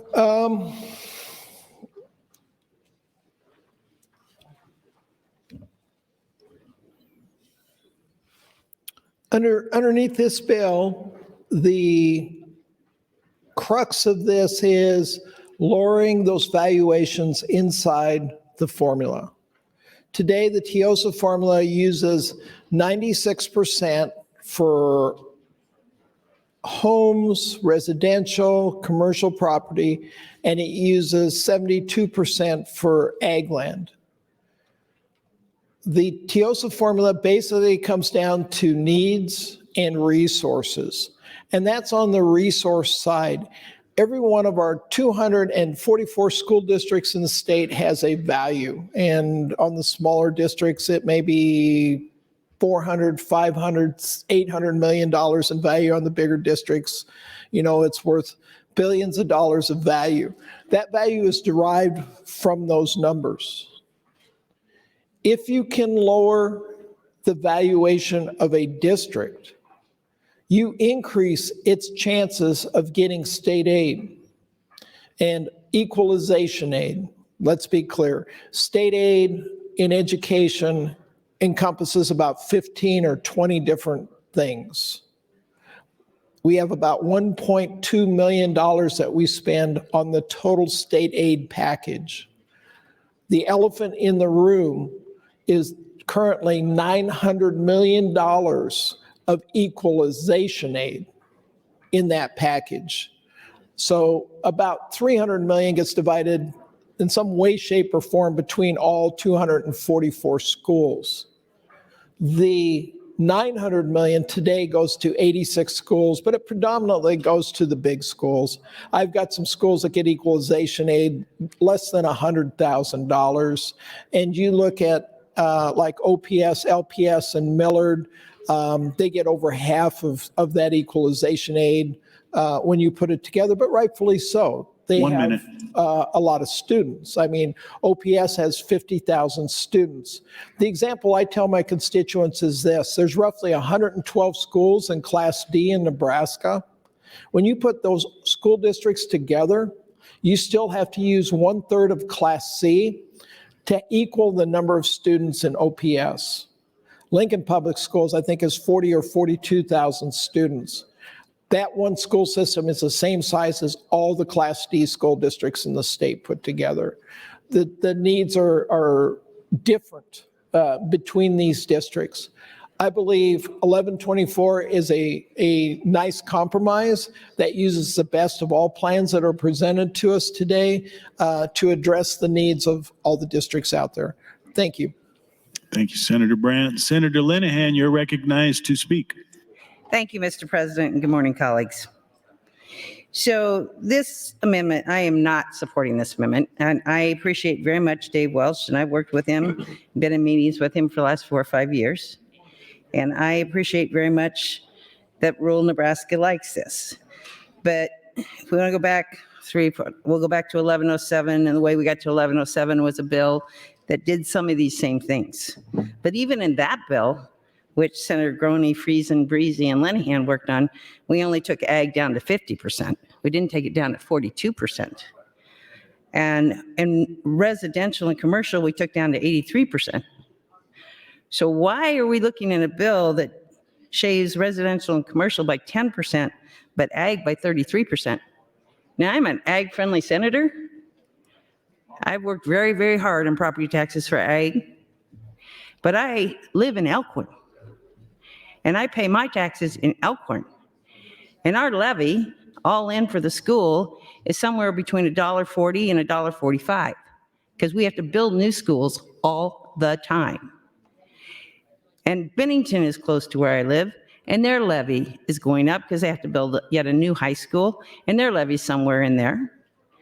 And also, I know Gretna's got a nice middle school, according to Senator Wayne. I haven't been there yet, but I don't represent Gretna. But I know they've got a lot of nice new schools, but they have the highest school levy in the state. And they have high residential and commercial prices, so we're only going to drop them 10%? We're going to take ag down 33%? I don't see how that's fair. And again, when we were doing this 4 years ago, when we ended up 1107, and I had 3 ag people I was working with, we took residential down to 83 and ag down to 50, thinking that was fair. When the TRIOSA was written in the 80s, the farm economy was coming out of one of the worst crises, ag crises of my lifetime. We had banks close, farmers go broke, ag land was depressed. Now, should it have been fixed sometime between then and where we are now? Yes. Have we been working on that for now 7 years? Yes. But I think the urban people who are looking at this need to kind of pay close attention to the percentages here. Again, we're dropping commercial and residential inside the formula 10%, but ag 33% inside the formula. Another problem I have with it is when we tried to do this 4 years ago, 5 years ago, there was great pushback from the schools because we did it inside and outside the formula. This amendment just does it inside the formula. That means they can still tax 96% of your property. It'll still be taxed at 96% of the valuation. They still can tax. Now, will some of them drop the levies? Yes, but it'll be 100% up to them. There's nothing in this bill that says they have to drop their levies. So they can tax at 96%, but inside the formula, when we decide how much they're going to get an aid, we're only going to say it's 86% or 42%. Yes, I expect ag loves this bill. If I represented farmers, I'd love this bill. And I have tried to be very good to ag, but this is a little overboard. I do think, and I have thought for a long time, that this is the real answer to our situation. Decreasing the valuations both inside and outside, and we can do it constitutionally if we treat them all the same for schools only. 1 minute. I supported that for 6 years, doing something like this. The numbers are a little off, but it's got to be inside and outside. And I'll tell you, we didn't have a single school that supported that because the schools depend on the property taxes. It's wholly up to them. They don't have to ask anybody for permission. So if we did this inside and outside, you wouldn't have a single school supporting this. Thank you, Mr. President. Thank you, Senator Linehan. Senator Jacobson, you are recognized to speak. Thank you, Mr. President. Call me Mr. Ag this morning. I agree with Senator Linehan that ag will benefit from that, and that's why I'm wholeheartedly supporting this amendment. I want to thank Senator Brandt for bringing the amendment to the floor. It's abundantly clear when I campaigned last summer that there's one issue that my constituents are concerned about, and it's property taxes. And this does a tremendous amount to provide additional state aid to public schools, which is intended with some slippage to be able to reduce property taxes. It's very clear that our local property taxes are assessed at the local level. The state does not assess property taxes. So our ability to impact property taxes is by providing additional state aid to public schools. I believe Senator Hunt made the point that Nebraska's ranked 49th in terms of state aid to public schools, but that doesn't mean that we spend at 49th. We're in the 20s when it comes to amount of spending. So the difference between what the state provides and the spending is coming from our property taxes. What we're doing today and what we're doing with this bill is we're providing more money to public schools so that they can rely less on property taxes and reduce everyone's property taxes. I can tell you that as I look in my district, of the 10 schools in District 42, only one of them is equalized today. So they're sitting there with virtually very limited funding, and now finally they're going to see significant new funding. And all but one of the schools out of those 10, including the equalized school in North Platte, are going to see significantly more funding under this plan. So absolutely, I'm in favor of this plan because it finally provides some relief to the taxpayers in my district that have been long left behind. I would tell you that yes, if you could move the reductions into ag land values to the 40s outside the formula, I'd be at the front of the line for that. Because let me explain to you that when you start looking at values of farmland values have grown exponentially because there's a number of outside investors that are driving those prices higher. But the price of farmland has very little to do with the revenues generated from farmland, unlike any other asset class. Okay, as a banker, I understand that when you look at someone buying an apartment complex, they're going to go look at what's it going to cost them to purchase the property, what's their principal, interest payments, taxes, insurance, repairs, maintenance, and then what can they get for rents. And that's going to dictate what that apartment complex is going to sell for. Okay, and in many cases, it's going to somewhat be in line with new construction less some depreciation. Farmland's a whole different animal. Farmland and ranch land it's coming up next to you. You've always wanted it, and it goes to auction, and you pay what you have to buy it. Or you got outside investors that are coming in buying it because it's a safe haven. It's an offset to gold. You don't have to pay anybody to store it. It's not going to get stolen. It's there. And so people buy farmland, they buy ranch land, and they drive prices way up, and then consequently property taxes go up accordingly. I think what this bill does is it appropriately gets farmland down to a level that's more in line with the revenues that are being generated, makes it fairer for farmers, fairer for ranchers, and at the end of the day, all but one of my districts in District 42 will see an increase over the Pillen plan, which is a great plan, I might add, and it's only off by about $100,000. So I do wholeheartedly support this amendment. I hope we'll move it forward. I think it does all the things that have been said before in terms of spreading it across more of the districts and makes more schools that are going to be getting a larger piece of the equalization process. So I appreciate Senator Brandt for bringing it and the work that's gone into it, and I would urge your green vote on the amendment. Thank you. Thank you, Senator Jacobson. Senator Frederickson, you are recognized to speak. Thank you, Mr. President. Good morning, colleagues. Good morning, Nebraskans. All right, we're starting to have some fun in here. We're starting to cook a bit. This is good. I am listening closely to this conversation. I'm thinking a lot about, it's so funny. I've been trying to learn as much as I can about TIOSA. I don't sit on the education committee, but obviously that's such a huge component of how we fund our schools, and this is all interrelated in so many ways. And I think the best way to describe TIOSA from the therapy world, which is where I come from, is we would call this a dialectic. And a dialectic is when we sort of have these conflicting truths, which are both seem to be true. So on the one hand, I think TIOSA can be extraordinarily complex. And on the other hand, I think it can be extraordinarily simple. And I think both can be very true. So I'm appreciative of the conversation about special education funding. I think that is crucial. Like all things, I think we need to have a bit of more of a holistic conversation about that. I think that, putting money towards special education certainly is important and a huge component here.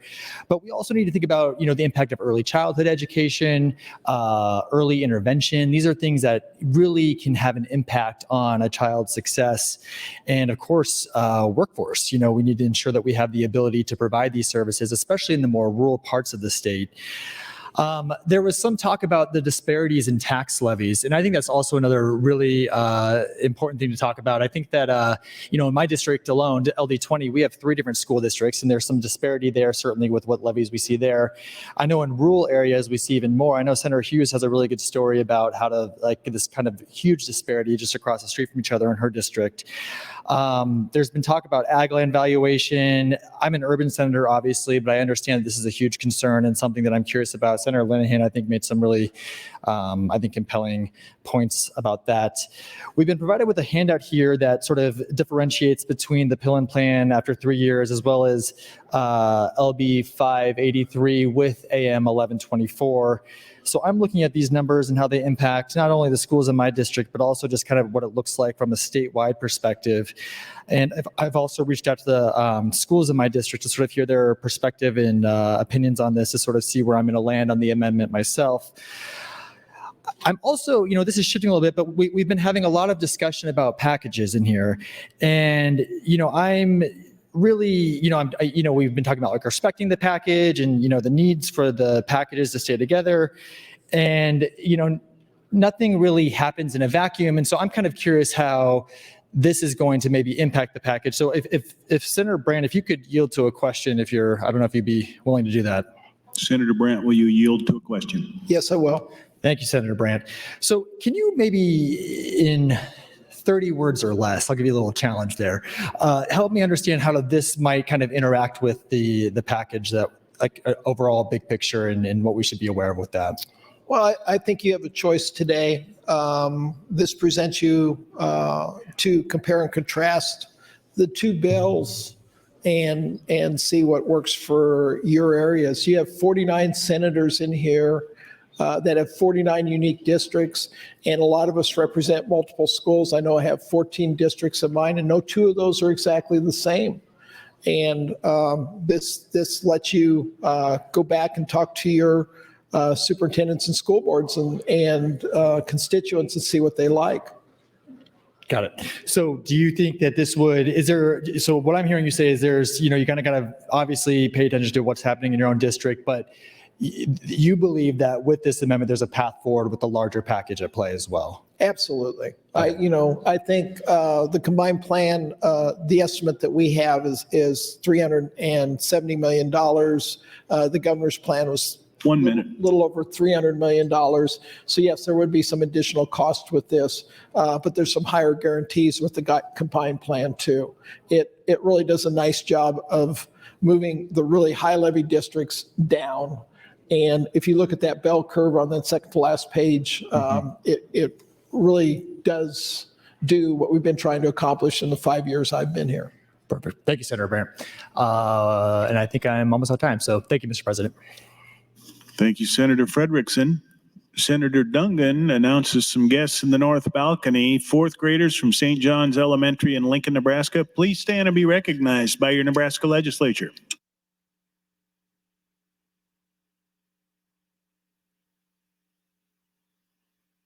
Senator Sanders, you are recognized to speak. Thank you and good afternoon, Mr. President and colleagues. I rise today in support of LB 583, of course, and I'm in favor of the committee amendment 970. I rise in opposition to AM 1124. I do thank Senator Brandt for continuing our discussion today. The Education Committee had an opportunity to discuss Senator Brandt's bill, LB 320, at a hearing on February 14th. The committee then did discuss his proposal, but ultimately decided to move forward with LB 583 as amended by AM 970. Ultimately, there are a couple reasons why I oppose AM 1124. First of all, it raises the cost of the proposal by roughly $1 million. Our proposal is already an impressive sum at approximately $300 million a year. The entire package of the school finance reform proposals, including Senator Clement's LB 681, is calculated on a $300 million price tag. Any addition on top of that changes the financial picture. The current package cannot support the additional financial commitment from this amendment.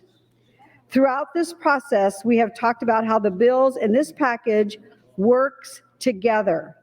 The Education Future Fund is designed specifically in tandem with LB 583, which only works properly with Senator Breezy's LB 243.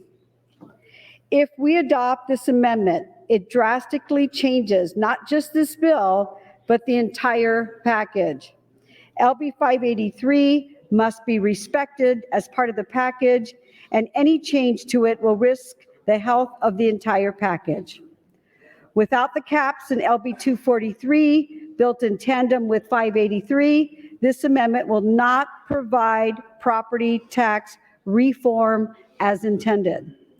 These details are linked, and any changes to that drastically alters the rest of the package. Again, this bill substantially raises the cost of our proposal in a way that is not sustainable and in a way that has not been analyzed by the Appropriations Committee. For those reasons, I respectfully oppose AM 1124, and I am to ask the body to vote no on this proposal, and yes on AM 970, and yes on the bill 583. Additionally, I wanted to quickly address some points about AM 970 and LB 583.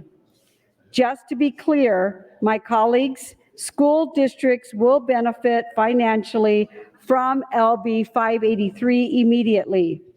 There are some questions how equalization could wipe out the additional funding in AM 970.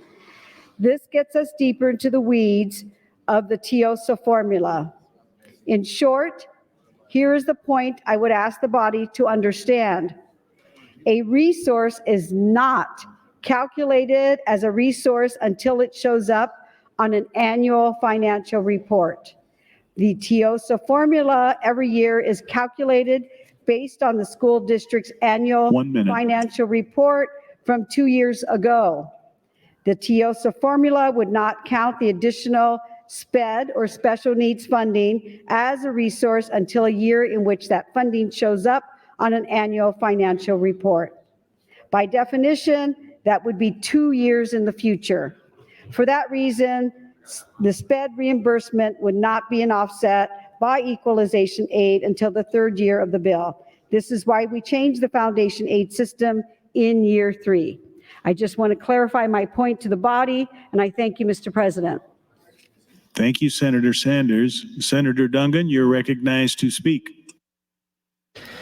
Thank you, Mr. President and colleagues. I rise today in support of AM 1124 and in general support of the idea of what we're talking about here today. So I think one of the things that we've heard from a number of our colleagues is that during the last campaign, and frankly for a number of years, we've heard consistently that our constituents and the people at home want to see the state of Nebraska provide more state aid to our schools. I think that that's a universal opinion that's held by a number of folks, whether it's rural or urban.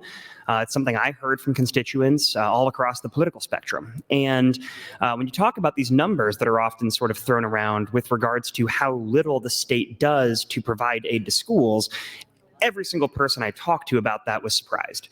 And given the amount of time we spend here in this body talking about the desire to reduce property taxes, it seems like a no-brainer to me that we should be increasing our state aid. What we're getting at here, and I think this is actually an incredibly interesting debate, and I join Senator Frederickson in saying I appreciate this conversation, is I think we're having a debate about the way in which we should do it. And intelligent minds can disagree about what's best, but having looked over both of the plans and talked to folks on both sides, I genuinely believe, based on the information that's been provided to me and in my conversations with Dave Welsh and Senator Brandt, Senator Hughes, and others, that AM 1124 is actually going to put our state in a better situation. The main reason that I have for that is it seems like it does a better job of creating more equalized schools. And I think that's one of the highlights of the plan that we've heard about already.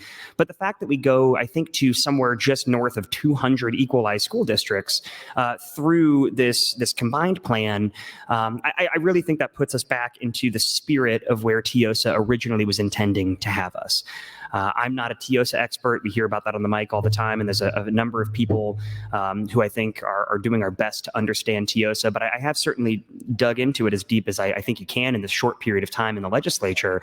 And my understanding is that the current iteration of TIOSA is not necessarily broken, it's just not formulated correctly. And we're not adding the right weight on certain areas, we're not properly funding certain things, and I think that we are so out of whack that it's created this disproportionate benefit to some schools that others don't get. And when I talk to my colleagues in here who represent rural school districts, I understand the frustration that there are equalized schools that are getting aid, whereas they're receiving essentially no equalization, despite the fact that the original intention of the formula was to put them in that situation. And so looking at the comparison, the side-by-side comparison of a 3-year estimate between the Pillen plan and this combined plan, it really does seem like across the board, we're not only seeing a greater decrease in the general fund levy, which is beneficial to property taxpayers, but we're also seeing an increase in state aid to schools, both in urban and rural districts.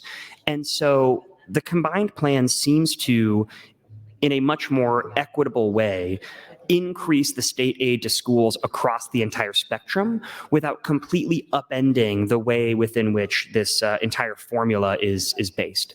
And so I do think that the decrease in commercial and residential land, that 10% decrease that's contemplated in the combined plan, benefits urban areas. I also think the decrease in the valuation within the formula as it pertains to ag land benefits those school districts. And to me, it really does seem like a win-win.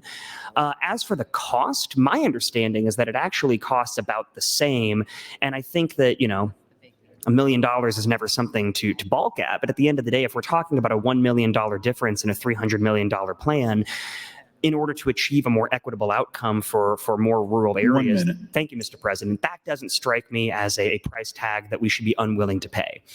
I will say, and I'll probably talk on the mic about this again because I've not spoken much about this issue, I do have hesitations regarding foundation aid.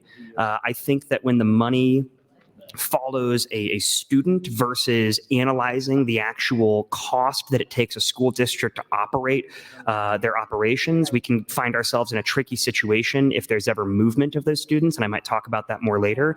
But contemplating the combined plan with the modifications evaluation within the formula, still upholding our dedication to special education, which is vital and important, I do believe the combined plan puts us in a better situation overall, and I would urge my colleagues to look at this amendment and support AM 1124. Thank you, Mr. President.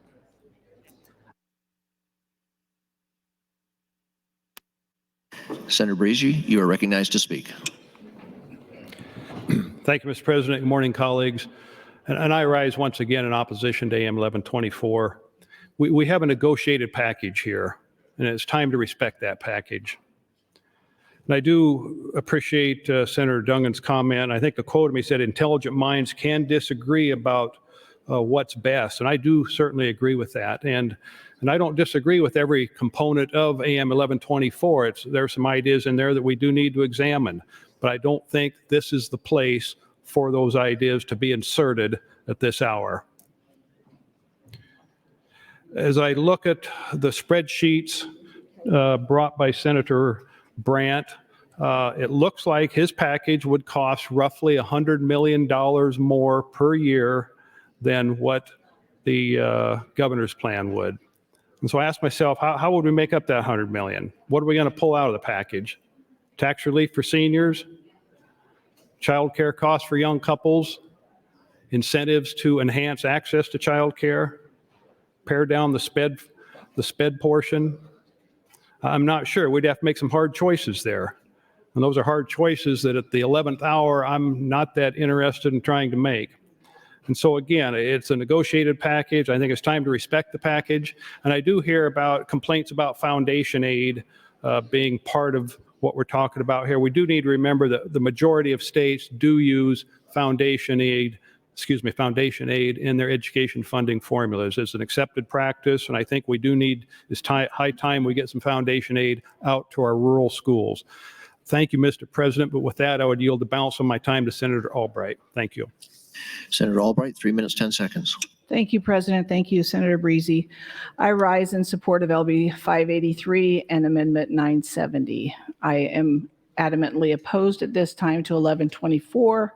While I appreciate Senator Brandt and his enthusiasm for his bill that he has brought forth, I also brought forth a governor's property tax bill that we had all agreed to do an LR and to take a step back and take a look at this.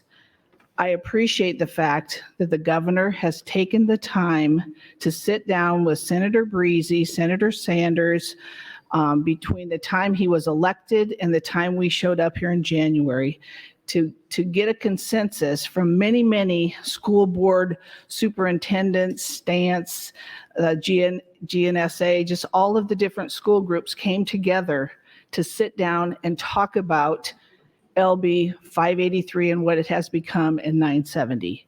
So to throw something like this in, to be talked about would be one thing, but to take a vote on something like this and allow something like this to completely come down and keep our children in every school in Nebraska getting $1,500 to be spent in our rural school districts, you can bet we will be looking at something between now and next year. We have a farmer who's a governor who brings a property tax bill that we couldn't get done because we all took a step back. I understand Farm Bureau's working with Senator Brandt, Mr. Welch is working with Senator Brandt. I don't know if Open Sky is working with them. I don't know who the players are here, but you can put whatever you want forward. And yes, if you get your 25 votes, great. But where are we going to find this $100 million to be able to support this? You know, you don't just get to, I mean, everybody is looking based on what's happening with our floor right now. How can I get my bill on somewhere? How can I tag it on somewhere? Senator Breezy, I don't know how many amendments he had yesterday before we all came to an agreement. Again, this is a package deal. We're going step by step to get what we need. That amendment strengthens things when it comes to how these schools are going to manage to this $1,500 that we're going to give them. Will they lower property tax values or not? Will they lower what it takes to continue this? Or in 3 years when I'm not here, you're all going to have to decide what you want to do. But every year, it seems like it's never enough. Somebody else has a better idea. Right now, this is the bill that we're looking at, LB 583 and AM 970. Let's take it step by step here. Again, Senator Brandt, I'm willing to work with you on this LR over the summer. We'll bring all the people to the table and we'll get the best bill that we can get. I just want to hope and pray that we remember all the people who are saying, I think Senator. this is great. Thank you. Senator Merman, you are recognized to speak. Thank you, Mr. Speaker, and good morning again, colleagues. As of now, I am opposed, or I am all in on 583 and AM 970 and opposed to 1124. I really appreciate the discussion. I just think we need more time, as Senator Albright has said, to study this. I know Dave Welch has worked with Senator Brandt for a long time on this proposal, and I really appreciate all the work they've done. But I do think we need to respect the committee process and the discussions that went on in committee, and this, as was mentioned by Senator Breezy and others, this is a total package for education funding and property tax relief, and we need to respect the package and the proposal that has come forth from the governor and Senator Sanders. I just think that proposal has been more vetted than this one, and we need to stick with that right now. It does have a lot of good things in it, as we talked about before. At least gets $1,500 per student out to all students in the state. It funds special ed at 80% and has the transparency part of it with 970. This proposal, the way I understand it, does not guarantee property tax relief. Valuations would go down with this formula, which is a good thing, but there's no guarantee that levies wouldn't go up, especially in just a couple of years, and actually property tax relief would not happen. Also, I do have some concerns about the cost of this formula. It's a little bit higher than the governor's proposal, 583. So we need to make sure it is funded and does not put the state more at risk with an overinvestment in education and not enough left for protection for a downturn in the economy.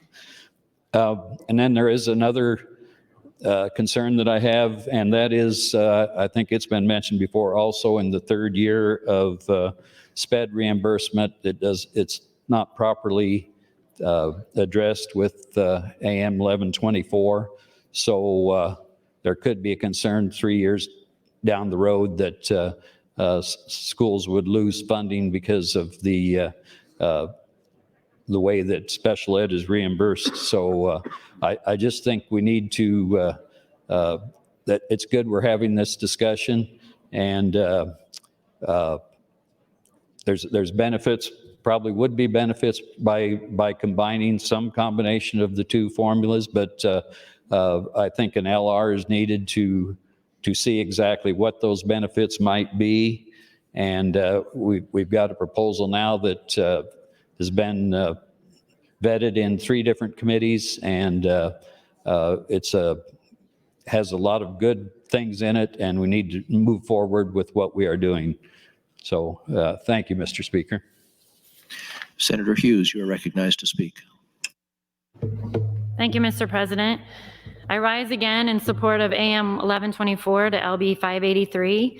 The legislature has struggled for many decades to strike a balance between the property taxes and school funding. We've considered other legislation to provide relief to property owners in the form of a tax credit. Colleagues, if we truly want to do all that we can to provide property tax relief, and I stress as it is at least an equal if not greater priority, move forward for more equalized state aid for our public schools, AM 1124 achieves this at a greater degree than the underlying bill.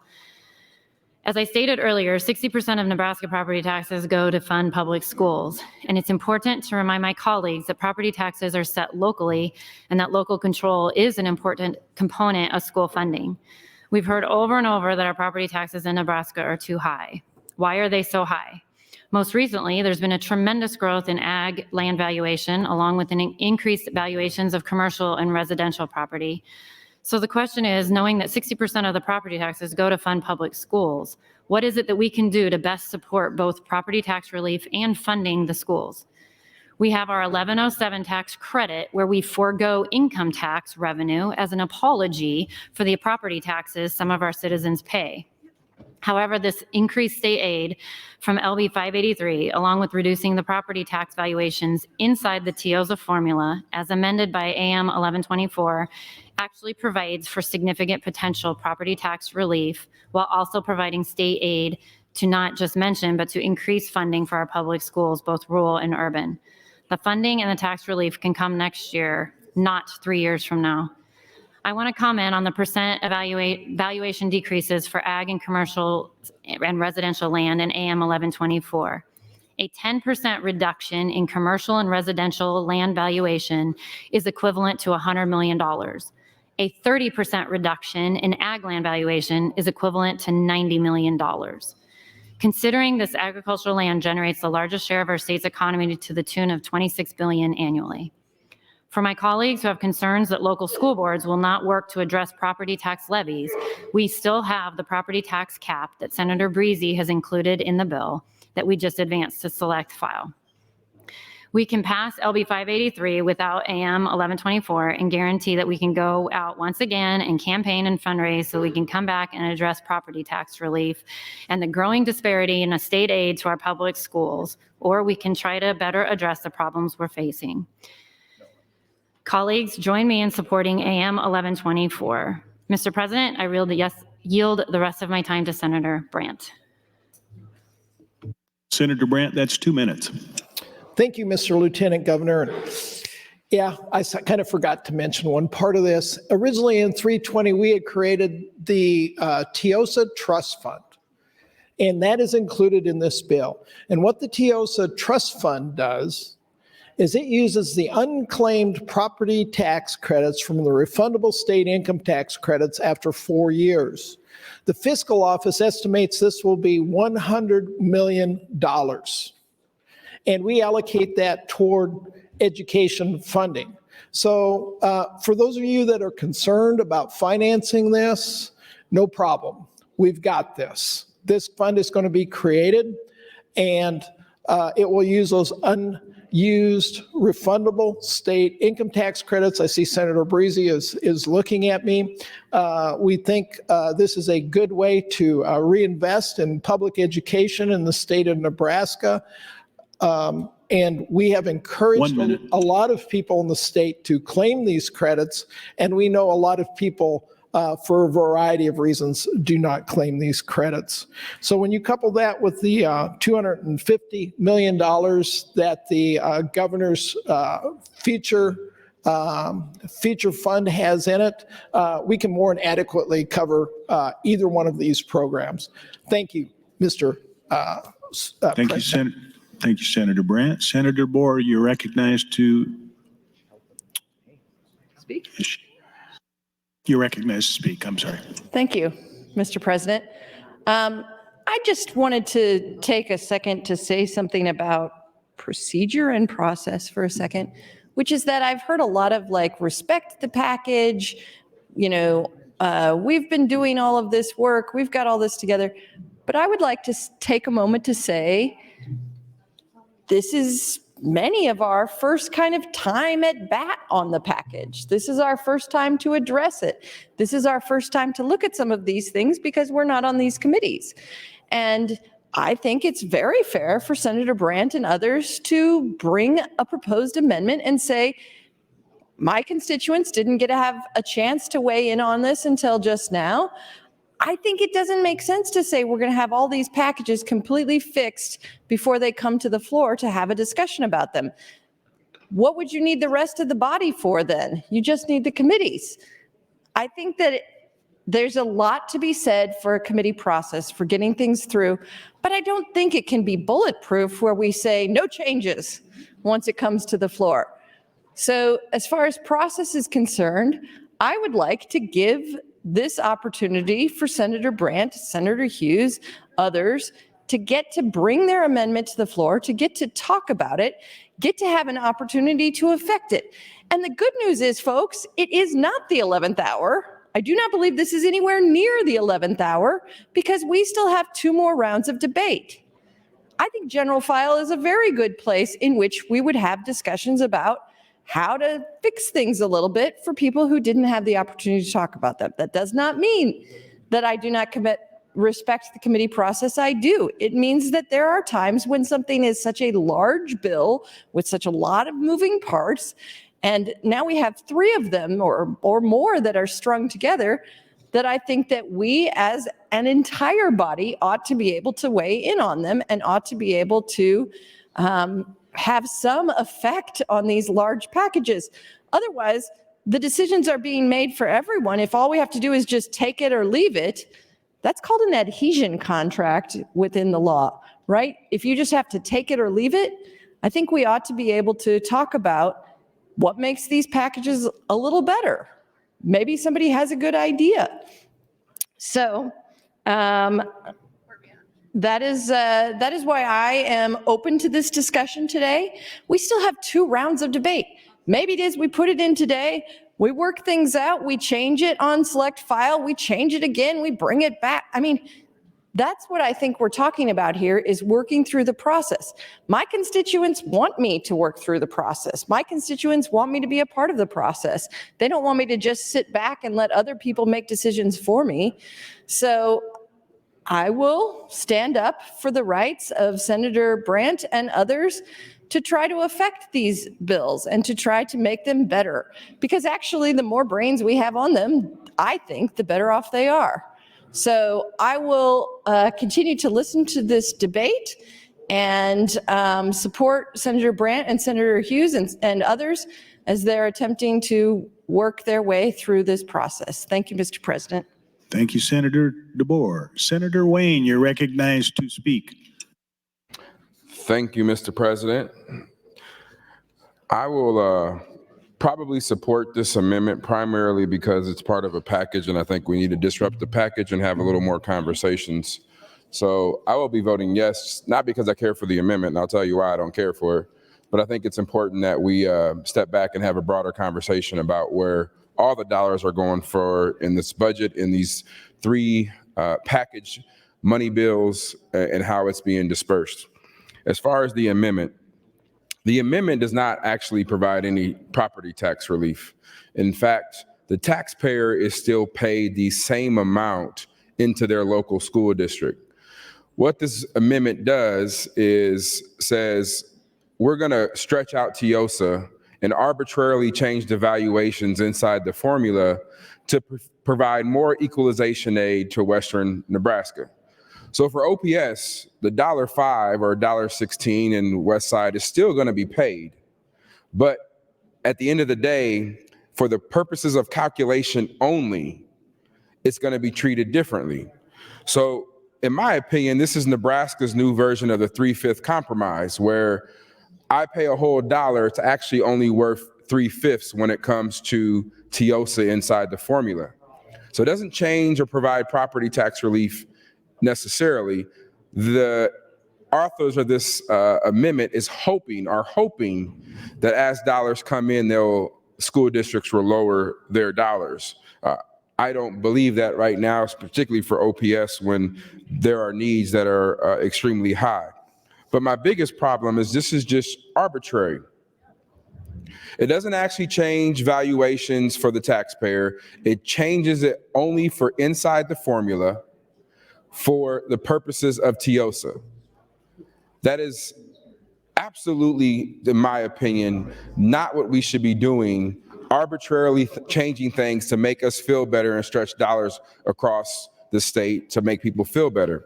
But nevertheless, I also have to look at a broader implications of this amendment. So the reason I'm supporting this amendment is because I do think there has to be a disruption to this package. There has to be a disruption to this package because it isn't being equally distributed across each congressional district, nor is it being targeted to those who need it the most. So I do have a couple amendments that I'll be putting on 583, whether this passes or not. One amendment will be if a school district is headquartered in the city of a metropolitan area, they cannot receive net option funding. This is a simple amendment because it shouldn't matter in Omaha whether you drive 20 minutes to one school district or to another school district. From a state's perspective, we should treat all those kids the same as far as inside of TIOSA. If there's poverty and those kind of things, yes, those should be added on. But for option enrollment, it shouldn't matter where that kid goes.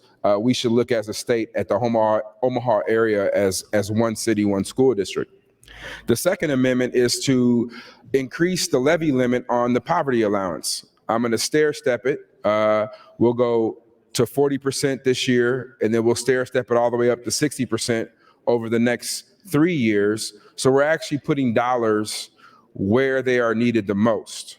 So those are two amendments that I'm going to bring, which I have drafted sitting at my desk. I'm trying to figure out when I'm going to drop them, that I think will help improve this overall package. So I will tell you, for those who want to disrupt the package, and if you're in that group right now, and part of it is nothing against the negotiated package, but I wasn't at the table. I don't believe OPS, a representative from OPS is at the table, and that's the largest school district, and we're having negotiations in the legislature without people from OPS being at the table. That's a fundamental problem that I have with this negotiation process. So I'm trying to figure that part out. I'm going to do my part to bring constructive amendments to make this bill better. I look forward to voting yes on AM 1124 and having a broader conversation about poverty allowance and net option enrollment funding inside of the city of the metropolitan area, i.e. Omaha. Thank you, Mr. President. Thank you, Senator Wayne. Senator Blood, you are recognized to speak. Thank you, Mr. President. Fellow senators, friends all, I continue to stand in support of AM 1124, and I look forward to Senator Wayne's potential amendments as well. I am going to build on what Senator DeBoer and Senator Frederickson said, because I think we've got a really good grasp of what this amendment does. We keep being told to respect the package. First, I would offer to cut down on all the giggling on social media, that maybe we say respect the process. But the concern that I have about being told this continually is that this all or nothing thinking is really based on absolutes. It's either good or it's bad, and there doesn't seem to be anything in between that we're allowed to do. And that means that you don't want us to look at alternative outcomes. And as Senator DeBoer said, that's why we're here. That's why we are here actually debating for really the first time in a while on a bill that we think we can make better. So when we compromise, when we have compromising mindsets, we're able to adapt our principles and show respect to our peers. This gives us an opportunity to do better.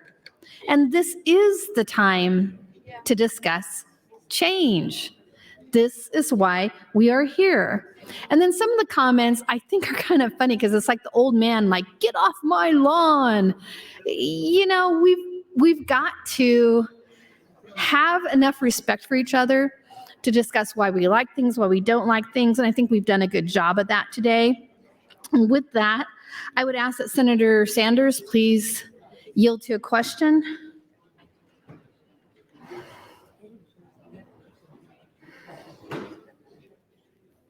Is the bill introducer not on the floor? Sanders, not Brandt.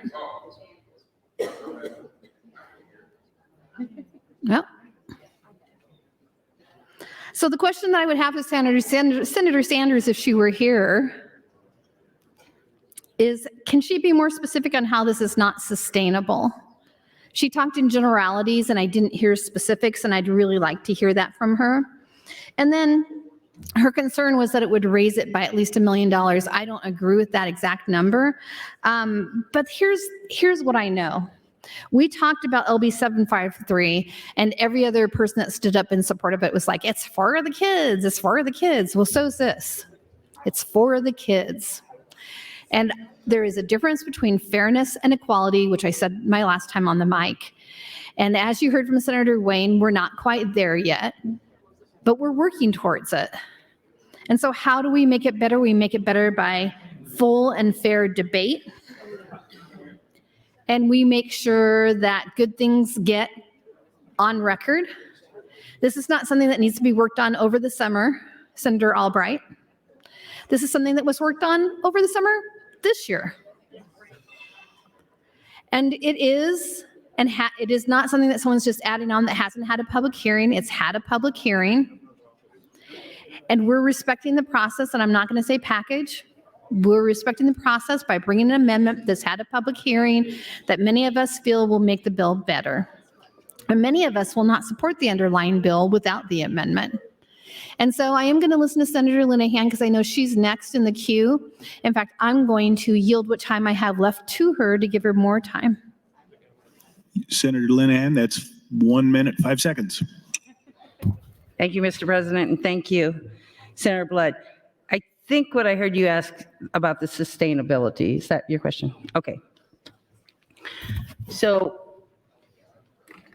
I may not be exactly right on this, but my understanding is the $305 million that Senator Sanders' bill represents will come out of the Education Futures Fund.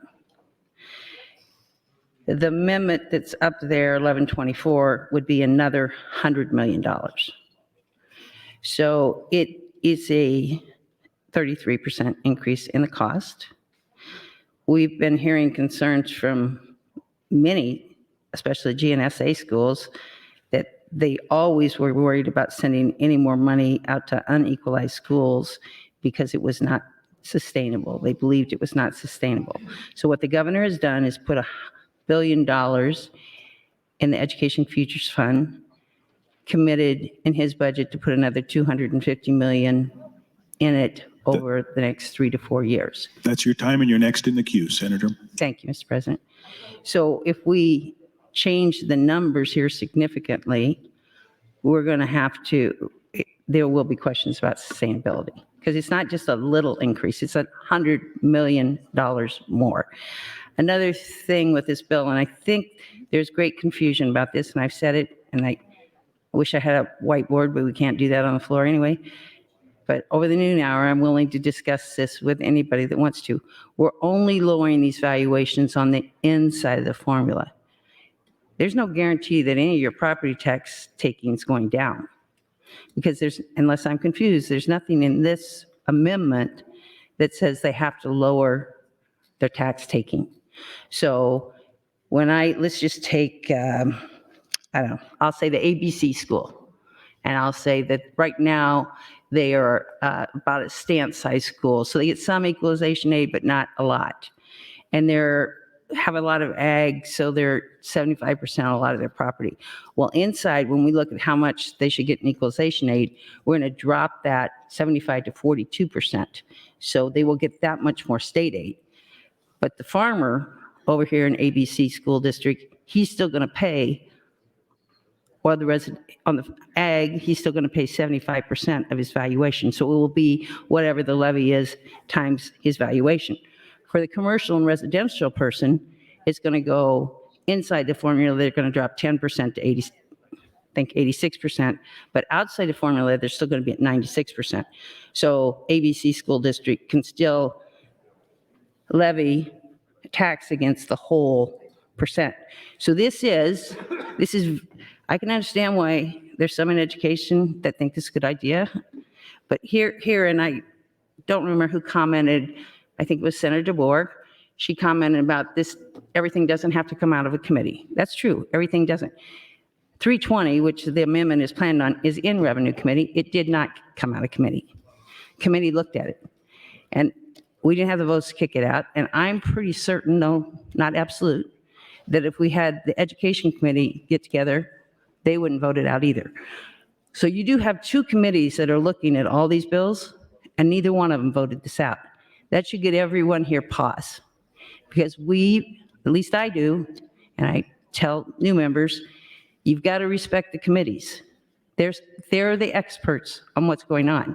So when you're going to have a bill that affects revenues and education get attached to a governor's priority bill that didn't come out of either one of those committees, I think that's room for concern. The other thing that I'm concerned about right now, the way the bill's drafted, is they take funding out of 1107, the unclaimed funding, to help pay for this. Well, if we're going to take funding out of 1107, we need to take it out of the original property tax credit fund too. Because those were all agreements we've made, as Senator Breezy and I've said time and time again. We try to make sure we're equal here. We're equal on income taxes, we're equal on property taxes. So if you're going to count this as property tax relief, which I really don't think it is, but if you're going to count it as that, you're going to have to come up with another $100 billion for income tax relief. So I appreciate Dave Welch. I appreciate Senator Brandt, Senator Hughes. I understand they're very frustrated. I agree that lowering the valuations is the right answer. I just don't think we can do it now, and I don't think we can just do it inside. It has to be, if we're going to lower valuations, which I do think is the answer. That's how we ended up with 1107. We had $350 million over 3 years. We were going to bring down valuations a little bit each year. 1 minute. Both inside and outside the formula. This is not foreign to me. I know how this works and how it will or won't work. But just taking it outside does not work, does not give anybody any property tax relief. There's no guarantee. And it is going to upset the balance of everything else that we're doing. Thank you, Mr. President. Thank you, Senator Linehan. Senator Albright, you're next to speak. Again, I really think we do need to take a step back and think about what we're doing here, because whether you put 1124 in front of all of us, this is a lot to absorb for anybody to get educated on in a 15-minute period of time or a 2-hour period of time. You're expecting us to hear from our schools on how they like this program, our schools would also have to take a look at this program and find out if it complements what Senator Sanders' bill will do.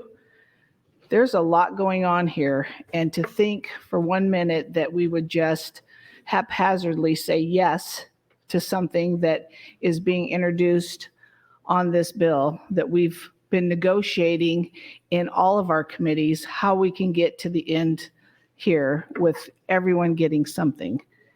And when your bill isn't brought out, there's a reason.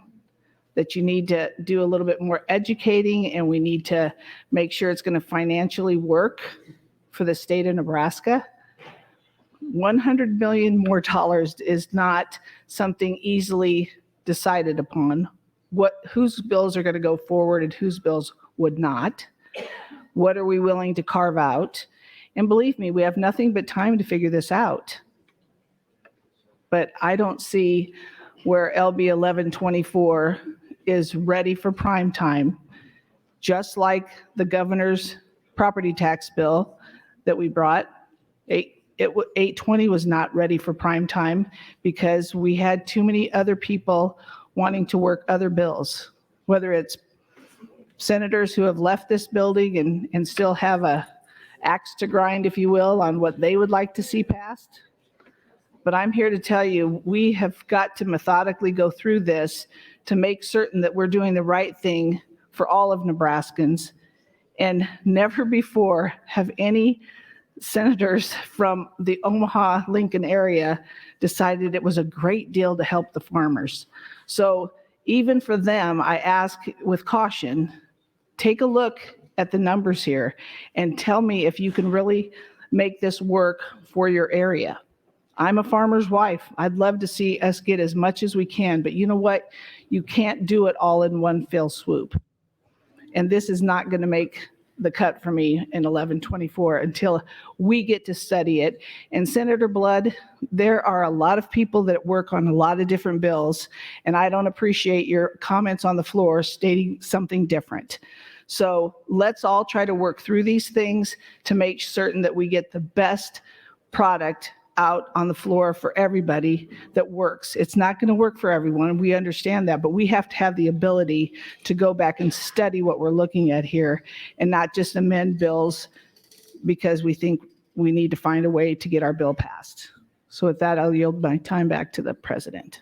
Thank you, Senator Albright. Senator Slummer, you are recognized to speak. Thank you, Mr. President. I rise in support of Senator Sanders' bill and the committee amendment. However, I am opposed to Senator Brandt's 1124. And I say this from the perspective of a rural senator, and property taxes are absolutely at the forefront of my priorities in serving the people of District 1.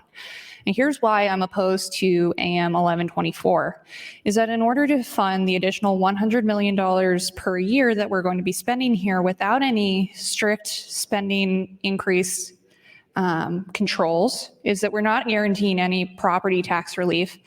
And in order to fund this, we're likely going to have to be pulling money out of the property tax credit relief fund. Now, that fund is something that we've fought for years to establish, and we've fought over the years to protect. Raiding those funds in order to throw more money at schools without any kind of spending controls to ensure property tax relief on the front end, it flies in the face of the entire relief fund to start with. And for our property taxpayers, I understand that we need fair funding for our rural schools. I absolutely agree. And that's why I support Senator Sanders' bill, and that it's a step in the right direction. I don't think that AM 1124 is sustainable over the long term, and it actually compromises property tax relief over the long term. So for me, with my 5th year of being here, I think that one of the biggest fights that we've had to fight over the years is protecting the money in that fund. We're now seeing an amendment disguised as additional funding for rural schools that will take that money away. It's an extra $100 million. And in order to be sustainable over the years, I cannot support an amendment that's going to be funded by raiding those funds. So that's why I'm opposed to AM 1124. I am supportive of Senator Sanders' bill, and I am supportive of every other bill in this umbrella of bills for tax relief. Thank you, Mr. President. Thank you, Senator. Senator Dungan, you're recognized to speak. Thank you, Mr. President. Just briefly to I guess, answer to that or comment on that, I guess I respectfully see it slightly different. So what this bill, I think, does is it contemplates the idea of taking the unused money in that fund and then putting it towards something to make sure it's used. And so the idea that we are raiding a fund in order to fund something else and leaving the other thing underfunded, I don't necessarily, I respectfully see that differently than Senator Slama does. If that fund were to be utilized in such a way that there was not a leftover amount in those funds, then we're certainly not going to take money out of it that isn't being used. So the only thing we're talking about here is money that is sitting there unused currently. Now, as a legislature, we're currently looking at ways to ensure that folks claim their 1107 money. In the Revenue Committee, we had many hearings on that. I think it's something we're all dedicated to, is making sure that folks actually get the money they're entitled to. But if we have a giant pot of money just sitting there, I would rather see that being effectively used in an effort to actually fund these programs instead of just sitting there into perpetuity year after year. Now, I don't think I see the issue that people have with this. And maybe I'm missing something, and I apologize if I am, and I'm happy to talk to folks off the mic about it. But this plan, as far as I can understand from speaking with folks who have proposed this plan, does not inherently disrupt the entirety of the package. My understanding is that the Education Future Fund that's being created, which again, I am in support of the state aid to schools, can then be utilized in order to fund this plan.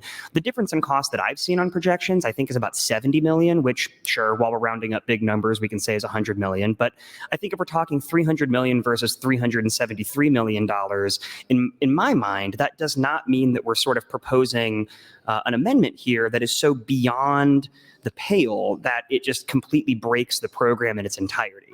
And so instead it seems like it's supplementing that in an effort to have it operate within the package that's been proposed. And I think it does its best to achieve, as I stated earlier, a more equitable goal while still operating within the confines of the idea of increasing state aid to schools under the entirety of proposals that we've looked at here as a legislature with regard to state funding. As I've also said, I think it's very important we continue to make sure that special ed is reimbursed. My understanding is this plan does that, and it adopts that component of the Pillen plan. We've talked with many individuals, constituents, and other folks who work with advocacy groups. And obviously one thing we're all dedicated to is making sure that special ed funding stays well funded. So this seems to do that. I was wondering if briefly here, I know I'm getting close on time and we're getting close to lunch, if Senator Brandt would yield to just a couple of questions. Senator Brandt, will you yield to do some questions? Yes, I would. Senator Brandt, you've probably heard, I know you've been paying attention here, some of the concerns people have raised, which I think are valid concerns, about supplementing in a new plan here in sort of the big package we've been talking about. Do you believe that AM 1124 can operate within the entirety of the package as proposed by the governor? Well, if we didn't believe that, we wouldn't have combined the governor's plan with this. And so in what way do you think it actually would continue to operate and not sort of break the whole thing apart? I guess I see them as complementary plans. Part of the reason we didn't ask to vote it out of the committee is because the committee had the governor's plan, and they'd indicated to me that was the one that was going to go forward. That was the one they wanted in the package. So we didn't even ask for a vote out of the Education Committee. The other thing I'd like to correct is I don't know where $100 million comes from. The cost of this is $373 million, which is 70 or 73 million more than what's up on the board. And this is most definitely property tax relief unless your local school board, of which there's 244 independent school boards out there, chooses not to give that back to the taxpayers. And yeah, there could be a little slippage in this, but it's the same with both plans. And to that point, I know we're getting close to the very end here, but is there anything in your reading of 583 or AM 970 that ensures property tax relief that's any different than yours in 1124? No, I would say it's identical. All right. Thank you. And thank you, Mr. President. Thank you, Senator. Senator Frederickson has some guests in the north balcony. 92 fourth graders from St. Wenceslaus Catholic Church in Omaha, Nebraska. Please stand and be recognized by your Nebraska legislature.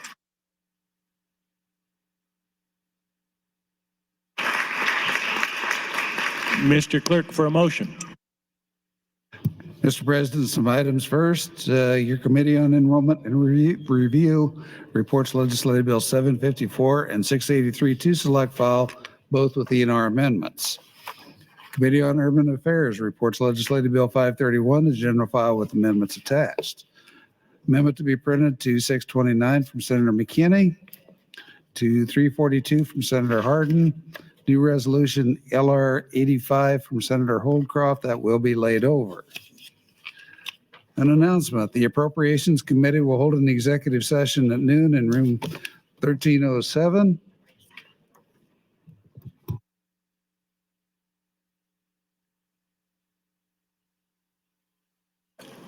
Speaker Arch for an announcement.